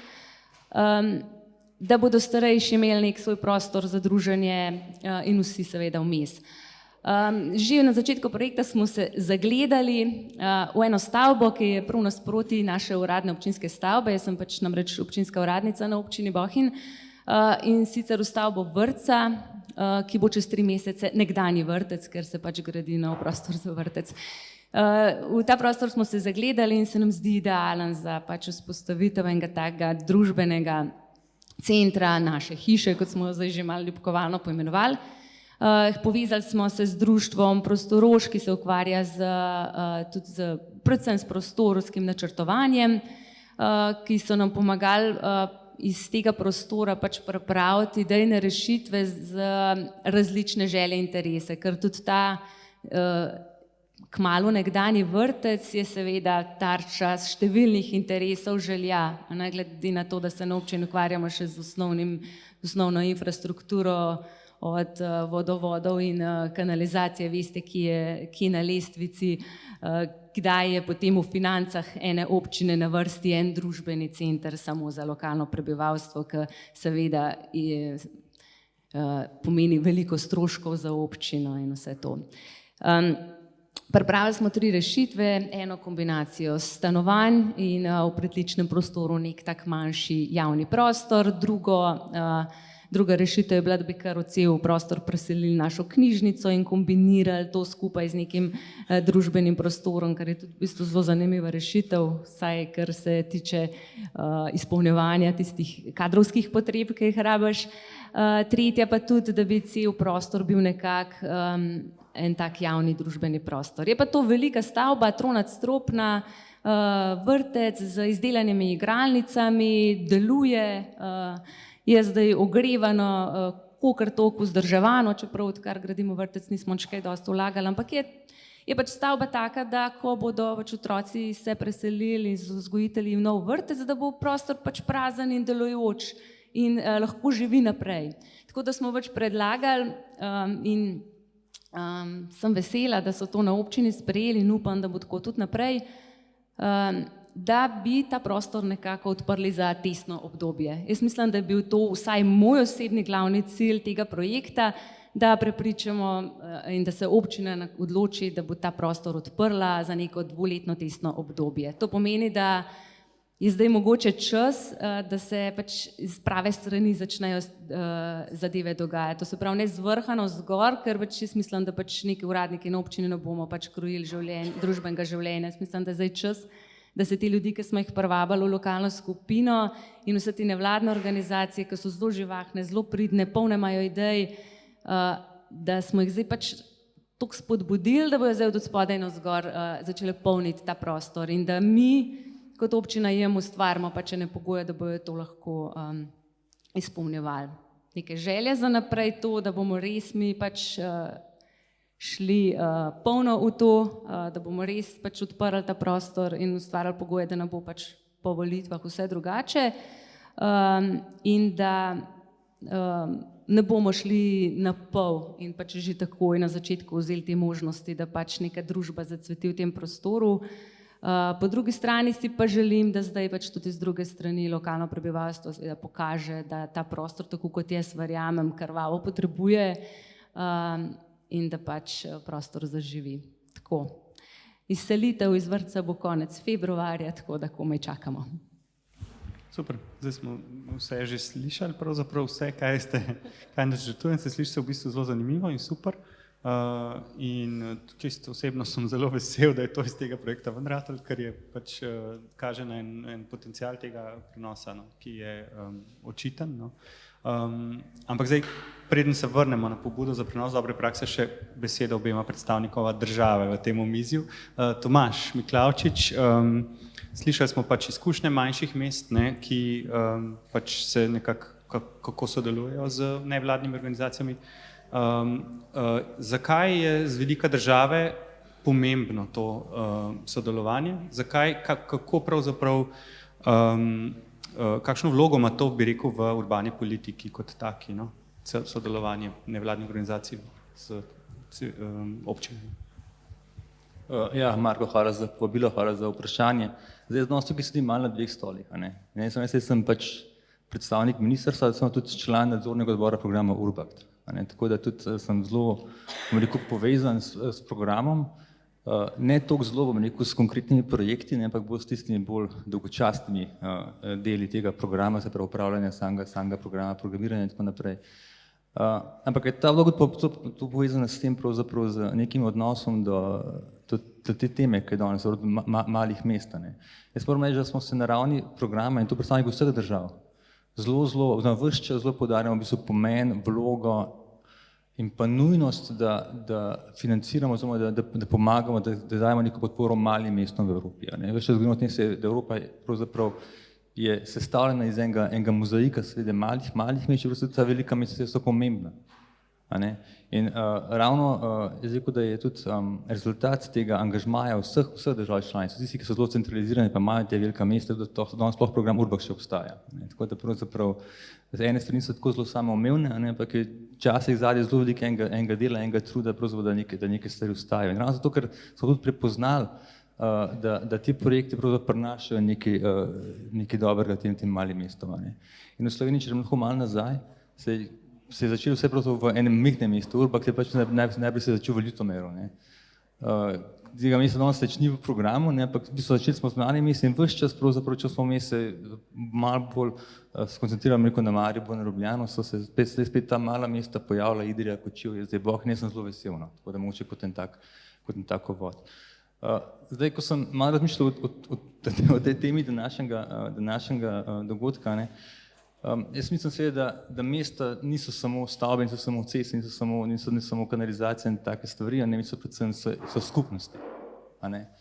In pri tem grajenju skupnosti seveda imajo nevladne organizacije izredno pomembno vlogo, ker so na eni strani tisti, ki povezujo marsikdaj in tudi to, kar so kolegice povedali, se dogaja v teh slovenskih malih mestih, me to še odpriča, se povezujejo prebivalce. Po drugi strani tudi tako, kot je dopoldne rekel minister, jaz sem zelo vesel, tukaj je rekel, da so nek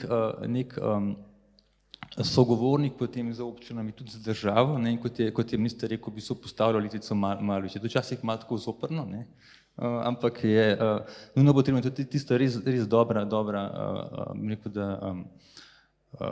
plat teh nevladnih organizacij. Rekel sem pač, da mesta so skupnosti, skupnosti potrebujejo prostore.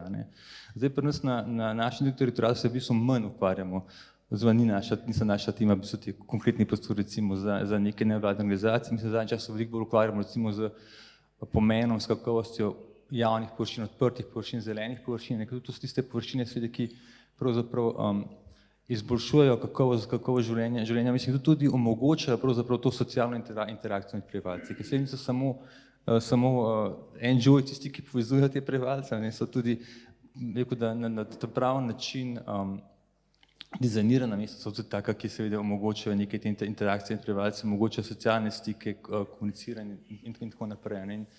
Na tem področju zadnji čas se zdi, da res veliko delamo tudi skupaj z nevladnimi organizacijami.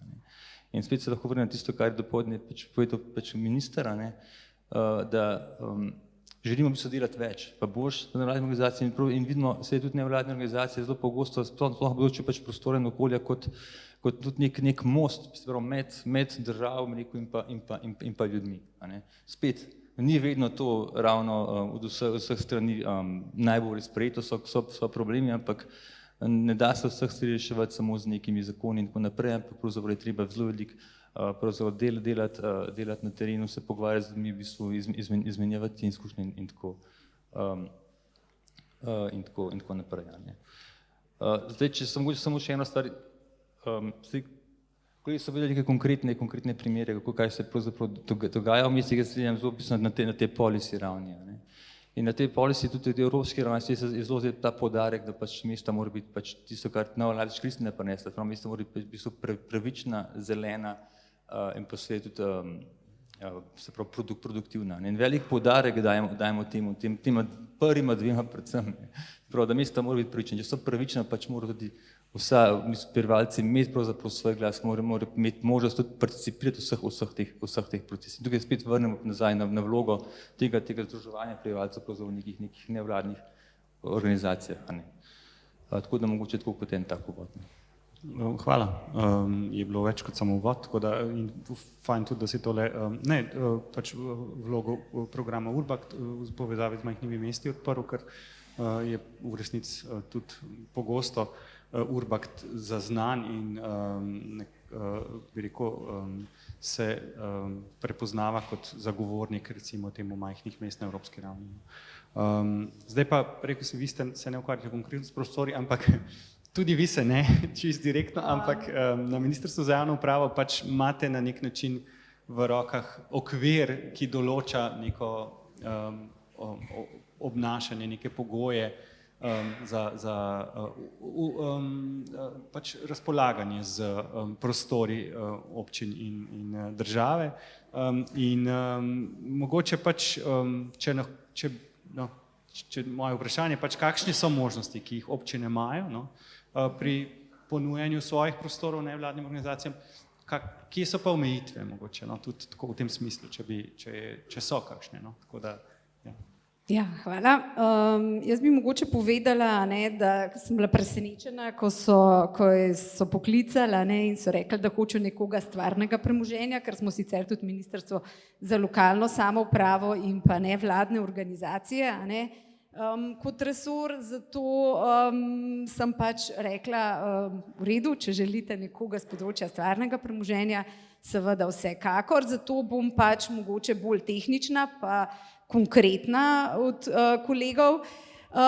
Zdaj, zakon o stvarnem premoženju ureja možnosti, ki omogočajo oddajo nepremičnin v brezplačno uporabo nevladnim organizacijam, ki delujejo v javnem interesu in sicer za opravljanje dejavnosti, za katerim je podeljen status delovanja v javnem interesu. Te nepremičnine se pač dodeljujejo bodi si po metodi neposredne pogodbe, bodi si z javnim zbiranjem ponudb. Zdaj, ker sem pač že z tega resorja, sem šla še pogledat, kaj pomeni, katere organizacije pridobijo status delovanja v javnem interesu, in sicer so v skladu z zakonom o nevladnih organizacijah to nevladne organizacije, ki na določenem področju delujejo v javnem interesu in ti interesi pač presegajo interese ustanoviteljev, članstva in morajo biti hkrati splošno koristni. Zdaj, to podeljujejo ministrstva za posamezno področje in teh področij je kar veliko. Zdaj, mogoče bi tukaj poudarila na področju ravnanja s stvarnim premoženjem, ker imamo enoten zakon za državo pa lokalne skupnosti, predvsem dikcijo, ker pač ta zakon je namenjen, bom rekla, najprej gospodarski funkciji države, ima pa tudi to izjemo, ki omogoča brezplačno uporabo za nevladne organizacije.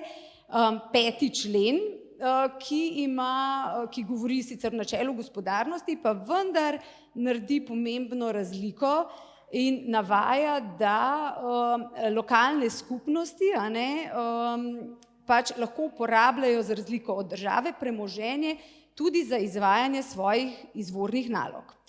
In ker pač smo tudi Ministrstvo za lokalno samoupravo, sem pač, da tukaj zdaj sistemsko povežem stvari, je med izvornimi nalogami cel kup takih nalog, med njimi društvena dejavnost, športna dejavnost, kulturna dejavnost, to so taksativno naštete dejavnosti, tako da ko se išče pravna podlaga, mogoče tudi za oddajo brezplačno uporabo nevladnim organizacijam, zaščita, reševanje in tako naprej, da pač se tudi tukaj, bom rekla, črpa neko že sistemsko podlago, ki za te možnosti obstaja.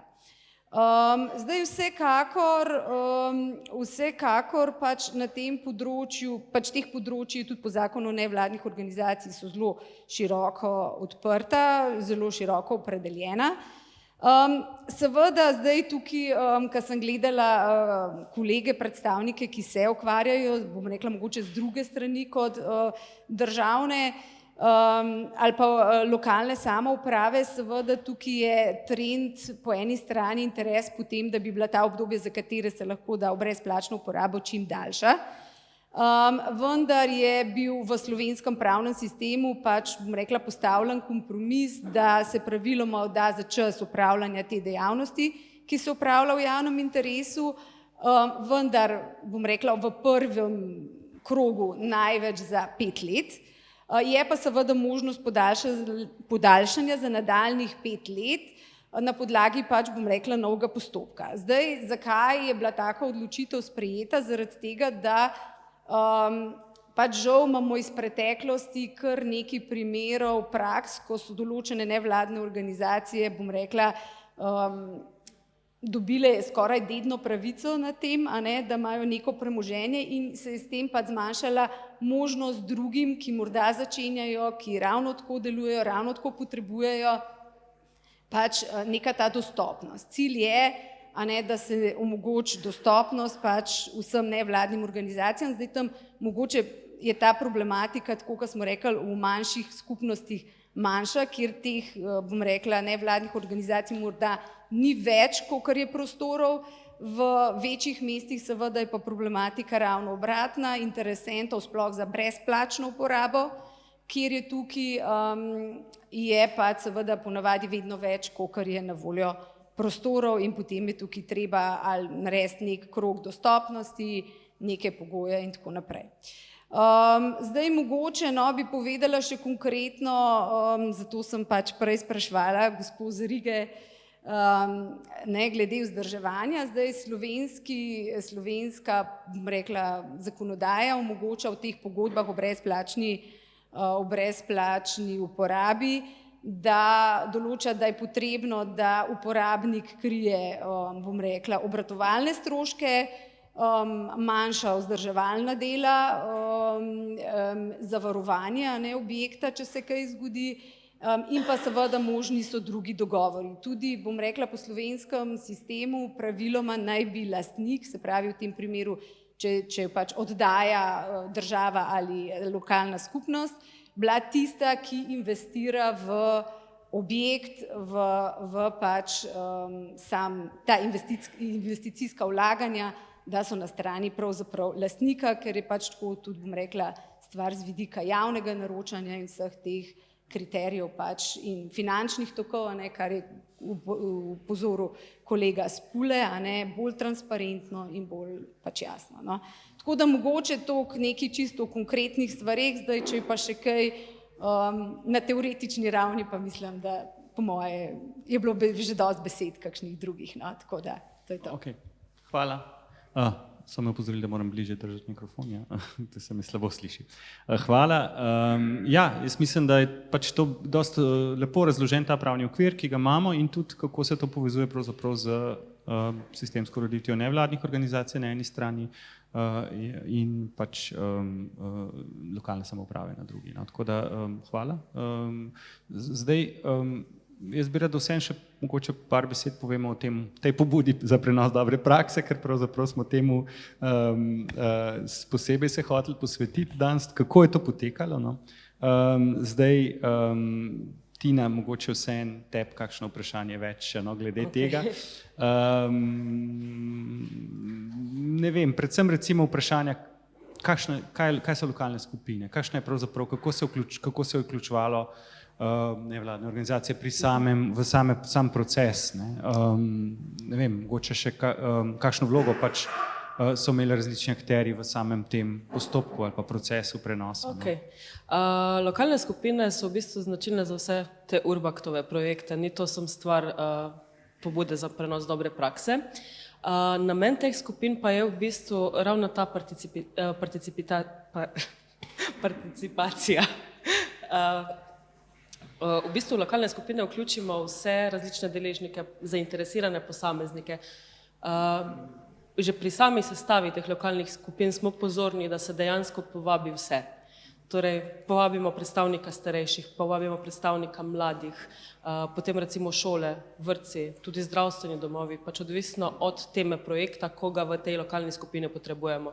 Tudi na področje gospodarstva se ne sme pozabiti. Prav tako se vključi občino in vse ostale organizacije, ki pač pridejo v poštev.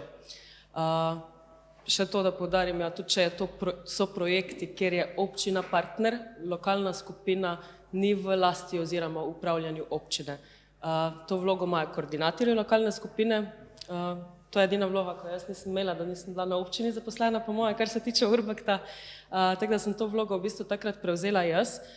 In jaz sem videla potencial teh lokalnih skupin ravno v tem, da smo imeli možnost vse različne skupine in deležnike vprašati o tem, kaj želijo in kaj menijo. Na začetku je bilo potrebno uporabljati pač pristop 1 na 1, torej da so se nekako spoznali s projektom, zakaj se sploh gre. Na koncu je bilo pa res najboljše to, da si jih z namenom, da se pač nekaj naredi ali načrtuje, ali da se jih vpraša oziroma se poišče neke skupne rešitve, poklical na sestanek, kjer so oni povedali, kaj želijo, kakšne rešitve vidijo, ter še najpomembnejše, kako lahko oni prispevajo k temu, da se nekaj spremeni. Torej, da ne gre samo za delegiranje občini ali komorkoli drugemu, kaj je potrebno narediti, ampak da se dejansko vključuje in jih hkrati, za moje pojme, tudi aktivira. Kaj je bilo še naprej vprašanje? Vloga pač potem v samem procesu prenosa. Sem pa prej še razmišljala zraven, tudi danes smo govorili že o tem, koliko je pomembno zaupanje in mislim, da s temi lokalnimi skupinami se v bistvu tudi vzpostavlja ta povezava med občino, lokalno skupnostjo, pač prebivalci in nevladnimi organizacijami. Torej, občina ponudi neko podporo nevladnim organizacijam, kot tudi posameznikom, ker jim nekaj omogoča. Nevladne organizacije privabijo posameznike oziroma jih aktivirajo, ter tudi na nek način podpirajo občino. Torej, v bistvu prije do nekega kroga, ki se vzpostavlja, ker pač eden brez drugega ne morejo in je pomembno tisto sodelovanje. Torej, na sredino bi pa jaz dala, da je ključno, da se pač te skupine povežejo na način, da zaupajo ena drugi. In ko jih imaš enkrat za isto mizo, pa ni važno, je miza tam ali ni, je ravno tisto, da se začnejo pogovarjati, spoznavati in si zaupati, ter tudi vedeti, kaj kdo počne in kakšne možnosti ima. Zdaj bom dal eno vprašanje, ki bi bilo sicer za katerega koli, bi rekel, partnerja v katerem koli projektu URBACT. Kako ste vi ali pa kako so člani teh lokalnih skupin kompenzirani za svoje delo, ki ga vlagajo v to? Je dosti samena beseda. Niso. Ja, ok, sej zato, ja. V bistvu vse poteka na prostovoljni ravni, tako da v bistvu tudi jaz kot koordinator lokalne skupine sem videla tudi že razliko čisto enostavni gesti, da sem naredila sestanek izven službenega časa. Torej, da sem bila tudi jaz v bistvu prostovoljno tam in da sem tudi jaz svoj prosti čas, čeprav vlagala v projekt, ampak da sem bila na isti ravni z vsemi ostalimi. Torej smo vsi imeli enak cilj in enake resurse za tisto stvar. No, jaz moram reči, da smo se mi pa drugače te stvari lotili. Vzeli smo si sicer kar veliko časa, da smo zbrali to lokalno skupino, ker ljudi, ki so se pač javili s prve, bom rekla, je bilo veliko, večinoma so bili to hiperaktivni predstavniki raznih društev, ki so tako že vemo, da bodo pa takoj zraven. Smo pač tudi res aktivno potem iskali predstavnike različnih generacij, zanimanj, področji delovanja. Tako da, ko smo jih enkrat nabrali skupaj, moram reči, da sem zdaj šele ko smo že skoraj ob zaključku projekta, jih pa glih prejšnji teden pač prosila, da mi pošljajo svoje podatke in jim bomo izplačali sejnino. So bili vsi super navdušeni. Je pa to pač ena obveza občine, glede na to, da smo pač uradno sklepom ustanovili skupino, torej sklepom župana, in če imamo take lokalna pravila, da vsi pač dobijo sejnine, je prav, da jih tudi oni dobijo. Moram pa reči, da pa imeli to en tak dober vpliv, zaradi tega, ker so pač vseeno bolj resno pristopili k stvari. Zdaj smo zapisani v nekem županovem sklepu, del uradne skupine, smo upoštevani, tisto, kar bomo rekli, kar bomo predlagali, bo nekako nekje zapisano, pod to bo prišlo direktno, ne vem, do župana in res dejansko so vsi ti predlogi potem preko Prostoroža prišli tudi na predstavitev občinskega sveta. kjer smo imeli pač predstavitev. Tako da se mi zdi, da kljub vsemu ni imel to nekega slabega vpliva, no? Da je pač dalo eno podlago neke resnosti, tudi konec koncev potem za nadaljevanje, ko se bo vse skupaj začelo. Hvala za to informacijo, ker vem, da so prakse občin oziroma partnerjev različne, ampak največkrat je res, kot je Tina rekla, da pravzaprav je to vložek, ki ga nekako pač deležniki oziroma člani skupin dajejo v bistvu sodelovanje, ne? Ampak da pravzaprav so pa pogoji lahko tudi drugačni in da pravzaprav se na nek način izenačijo, ne? Je zelo pomembno, no? Ja, sicer mi tega tu v Idriji nismo imeli, čeprav mislim, da bi bilo dobrodošlo, sicer tu sem malo mnenja, da do neke meje. Smo pa mi iskali načine, kako jih motivirati, ker na začetku v lokalne skupine so prišli, niso prišli, so govorili, predvsem so hoteli delegirati, kaj mora biti narejeno in jih je bilo v bistvu treba direktno vprašati. To opcijo sem, hvala Bogu, kot koordinator oziroma nekdo zunanje na njihovem nivoju imela, kaj boš pa ti naredil? In sem jih direktno izpostavila pred vsemi. Te opcije pač občina kot taka nima ponavadi. Smo pa tudi razmišljali, na kakšen način jih še drugače motivirati, torej s pozitivno motivacijo, kaj boš naredil. In smo prišli do zaključka, da predvsem pri mladih se lahko naučijo nekih izkušenj delanja na projektih, daš jim neko možnost, da nekaj zorganizirajo. Torej tudi je možnost, da jim daš neko potrdilo, neke delovne izkušnje, predvsem pač za mlade govorim, ker jih je včasih tudi najtežje aktivirati.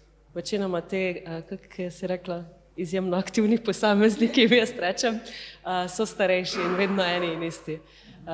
Največji problem je pa dobiti mlade in tu smo prišli do neke take mehke rešitve, na kakšen način bi jih mogoče lahko spodbudili in vključili te stvari. Ok, ja, kar. Mogoče, če nima nobenega vprašanja, ker še nekaj dodam.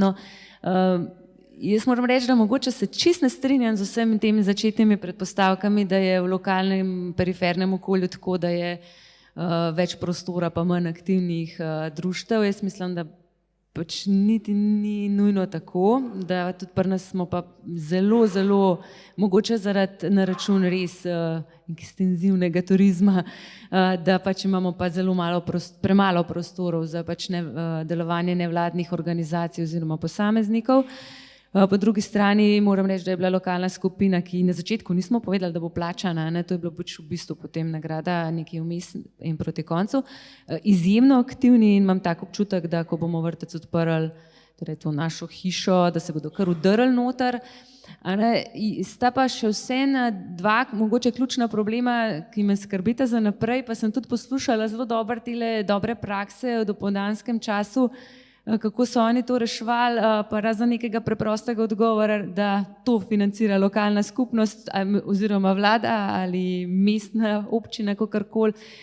Nekako se verjetno recept niti ne obstaja, ampak mene recimo izjemno skrbita dve stvari, finance in kader. Kako bomo, mi imamo zdaj recimo fizičen prostor, zdaj čez 3 mesece ga bomo odprli, bomo spostavili neka pravila, zagotovo bomo mogli del teh prostorov recimo oddati najemniško, kljub vsemu nekim ponudnikom nekih storitev, ki so zanimive za prebivalce, del bo zagotovo mogel biti javen brezplačen prostor, kako bo z vsebino programi, me niti toliko ne skrbi. Skrbi me pa to, da bomo kljub vsemu rabili nekega človeka, da bo nekako te stvari urejal, mi te stvari pač ne moramo naprtiti eni prostovoljni nevladni organizaciji, ki se kar javlja, da bo tam imela ljudi, ki bojo cel dan tam na voljo, da bo prostor ostal odprt. Tako da tukaj se pač zelo, zelo ukvarjamo, zdaj pa zelo malo časa imamo še, kako bomo te stvari rešili. Se bomo prijavili konec tedna zdaj na javna dela, pa vem, da ne bomo dobili, zato ker je nizka brezposelnost. Bomo poskušali mogoče s kakšnimi projekti evropskimi, ampak to je spet seveda nekaj, kar poskušaš, ker ni del neke stabilnosti. Vprašanje, če bo takoj na začetku občina kar odprla denarnico pa rekla, seveda tukaj imate 50.000 evrov, da bomo pokrili eno plačo pa nekoga, ki bo. Na družbenih dejavnostih na občini sva 2 zaposleni, ki pokrivajo celotno področje nekega družbenega življenja v občini. Tako da so v bistvu kupenih takih problemov, ki nas še čakajo. Ne bi rada, da bi tudi stvari na koncu tako zvenile, kako je to kar nastane in je kar vse super in fajn in kako bomo super lepo živeli. Jaz vem, da vsebin je veliko, a ne pa da pač iščemo rešitve, samo vedno na koncu tisto, ne? Nekdo mora biti tam, da ti lahko imaš prostor odprt, ne? In nekdo mora stroške pokriti, ne? Tako da ja, imamo še kar nekaj izzivov po zaključku tega projekta naprej. Tudi malo pričakujemo od države, da bo malo prisluhana in da bo pač se zavedala, da ti periferni kraji res nimamo, ne, nekih vse na dosegu roke. Jaz rabim 2 ure in pol, da pridem v Dramo na eno predstavo, ne, recimo. V glavnem tako, si želimo pač, da se pač tudi neka decentralizacija zgodi in da se pač tudi neko družbeno življenje v teh manjših periferijih z neko pomočjo, z nekimi projekti, z nekimi prijavami na razne razpise pač rešuje. Hvala. Jaz bi zdaj mogoče, smo se kar malo zaklepetali, no? Smo malo pozabili, da pravzaprav bi lahko bila še kakšno vprašanje iz publike. In bi zdaj odprl to možnost, tako da... So I have one question for you, the representative of ministry. When it comes to how does the local level and the national level, when it comes to the rules of how local levels are giving the spaces, is it regulated on as a law, or each and every local, the city has their own rules?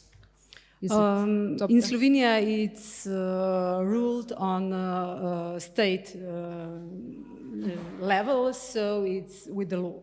We have a law and regulation, and it's the executive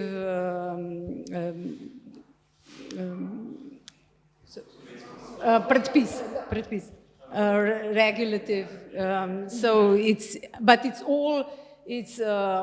either from the parliament or from the government that regulates how it's going to be, how the local communities and the states give this to the NGOs. In the law, it's written that you can get spaces for free. Yes, but yes. You have other obligations. It's a choice. It's not a must. Okay. But you can if the local community and the state has free spaces, and if it decides to give it to local communities. Yes, yes. Thank you very much. Yes. Thank you. Živijo, Gregor, sem iz mestne knjižnice. Sicer nismo nevladna organizacija, ampak se ukvarjamo z zelo podobnimi vprašanji, zato ker se tu v knjižnicah dogaja ta premik v bistvu k nekemu tretjemu prostoru za skupnost, za dejavnosti makerspace in podobno. Pa me zanima, če tudi za naše tuje goste, če ima kdo kakšne izkušnje v bistvu sodelovanja s knjižnicami, oziroma kako se vam zdi, da bi se knjižnice lahko bolj vključile v ta proces. Ja, zelo pomembno je sodelovanje s knjižnicami. Knjižnica izvaja ogromno projektov, namenjenih različnim starostnim skupinam.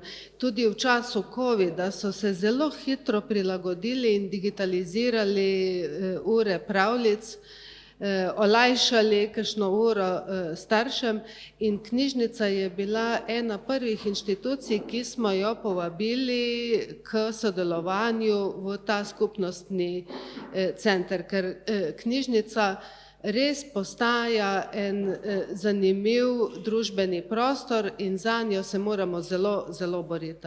Na lokalni ravni se moramo proti lokalnim politikom zelo boriti, da jim dopovemo, kako pomembno je financiranje takih dejavnosti.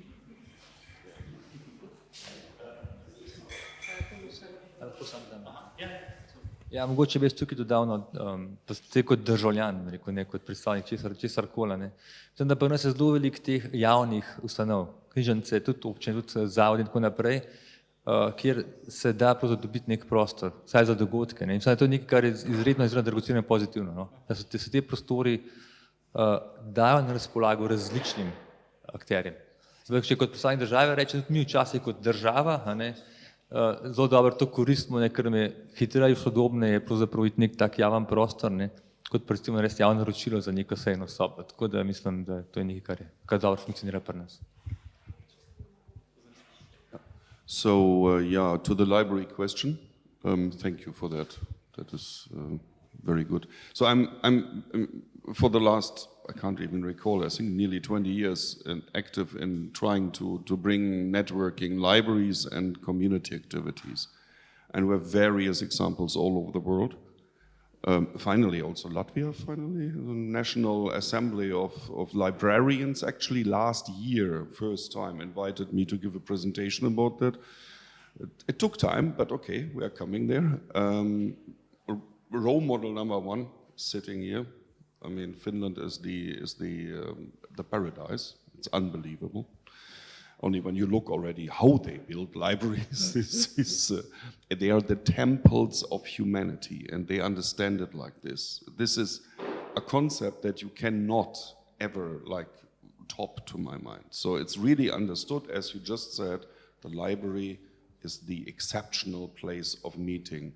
It is maybe the last Foucault heterotopian space that we really have. So next to the cemetery. And I think that is something that we really have to much more acknowledge. But that takes so much time to explain. I'm happy to afterwards explain you more detailed. But there are various models all around Europe already, which are differing really in the way how they deal with it.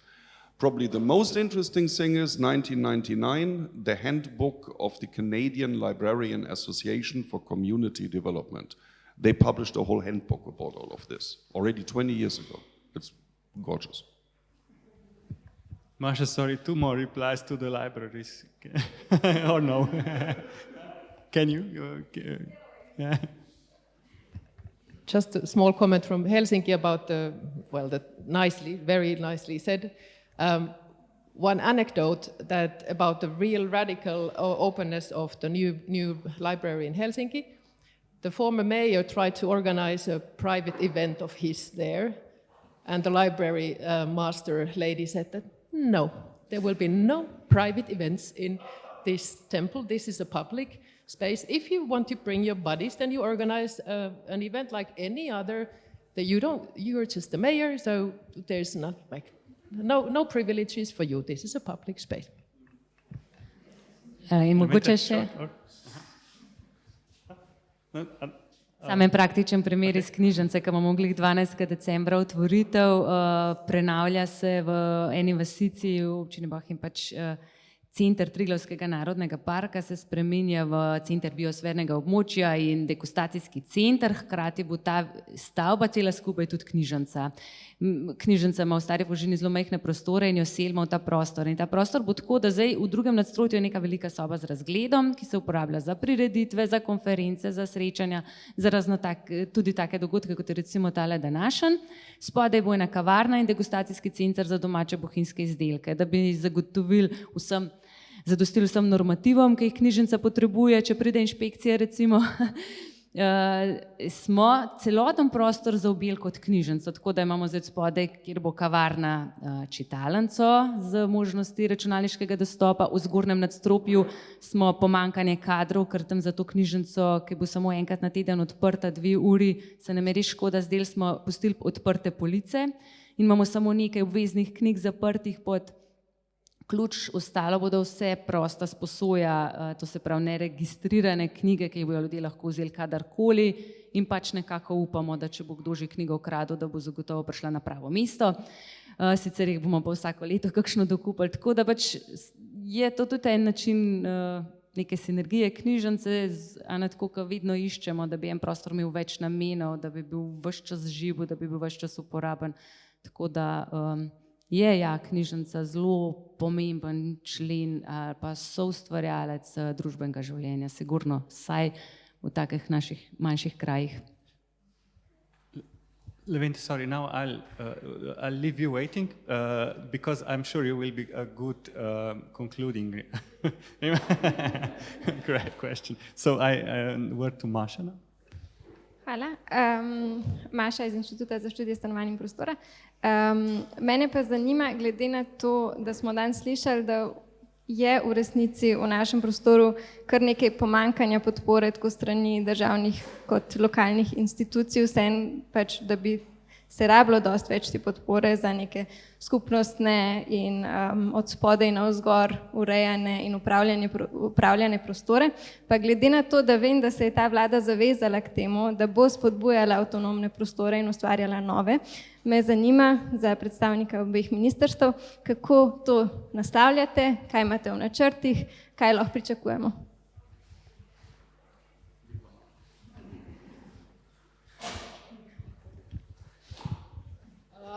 Jaz bi zdaj tukaj povedala, da tukaj smo pravzaprav strokovni javni uslužbenci.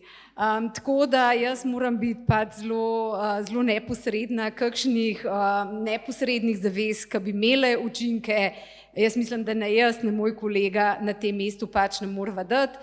Zdaj, meni je vsekakor, moram reči, bilo zelo dobrodošlo, da smo videli druge prakse, vsekakor bomo to upoštevali ali pri razlagi predpisov, ki so že obstoječi, ker mislim, da ustrezno zakonodajo vsaj na področju tem že imamo. Zdaj glede tega, kateri prostori ali in v kakšnem obsegu se bodo pač namenjali za nevladne organizacije, pa žal jaz tukaj iskreno pač ne morem vam povedati nič bolj konkretnega, kar bi bilo zavezujoče za kogarkoli, tako da se upravičujem v tem delu.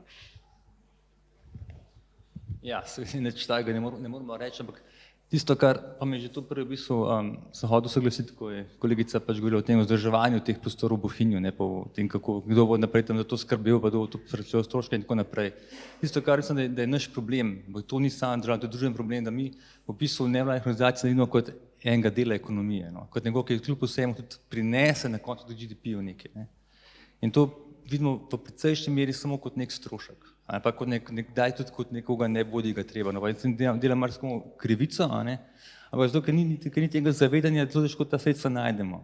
Recimo v marsikateri občini zdaj se ustvarjajo prostori za coworking, pa za neke inkubatorje, za neke take spin-off, za neka podjetja. Ideja je, nekomu ponudil prostor, da bo pač razvil nek produkt, karkoli neko storitev in potem bo pač prispeval k ekonomiji. NGO pa v tem kontekstu ne vidimo in teh prostorov za to pravzaprav ali ni, ali pa tudi pri tem zelo težko zagotovimo pravzaprav neko, da je ene take stroško obratovanje, pa nekoga, ki pač tam in ne vem, na koncu njega posprav stoli. To ni odgovor na vaše vprašanje, jaz ga nimam, tudi ga ne morem dati žal.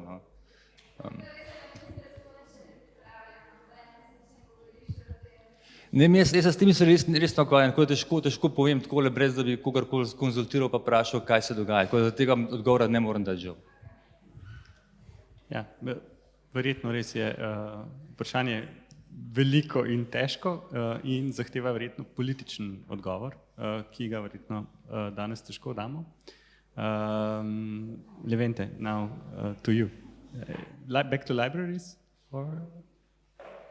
I hope I don't have to make a concluding remark, but no, it's just, I think the library is also a model for many different pieces of public infrastructure that are changing. Like when I talked about the markets are one of these, or the post office. Now a lot of things are changing because the audience is changing, the functions is changing, and libraries have been innovating, of course.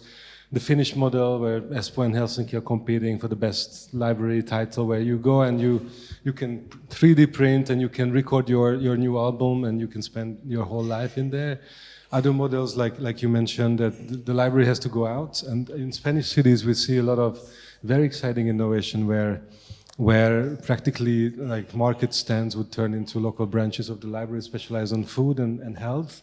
So you can adapt the library to a lot of specific local situations.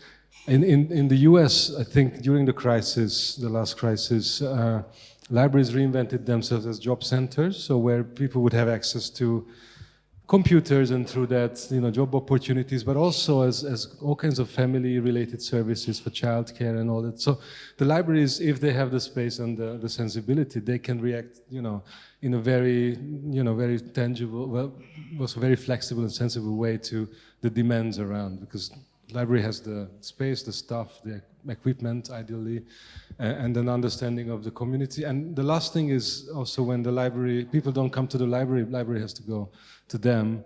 And I think there's a lot of mobile library services, especially in rural areas, I guess, where you can't build a library in every village. But what you can do is that build pooling resources again, a service that would enable people to access library services in less crowded areas as well. So I think there's a lot of models. The idea, maybe what we can bring to the whole idea of community centers is a hybrid model where you cooperate with other existing spaces and needs, and also, just to understand the community around that helps a lot.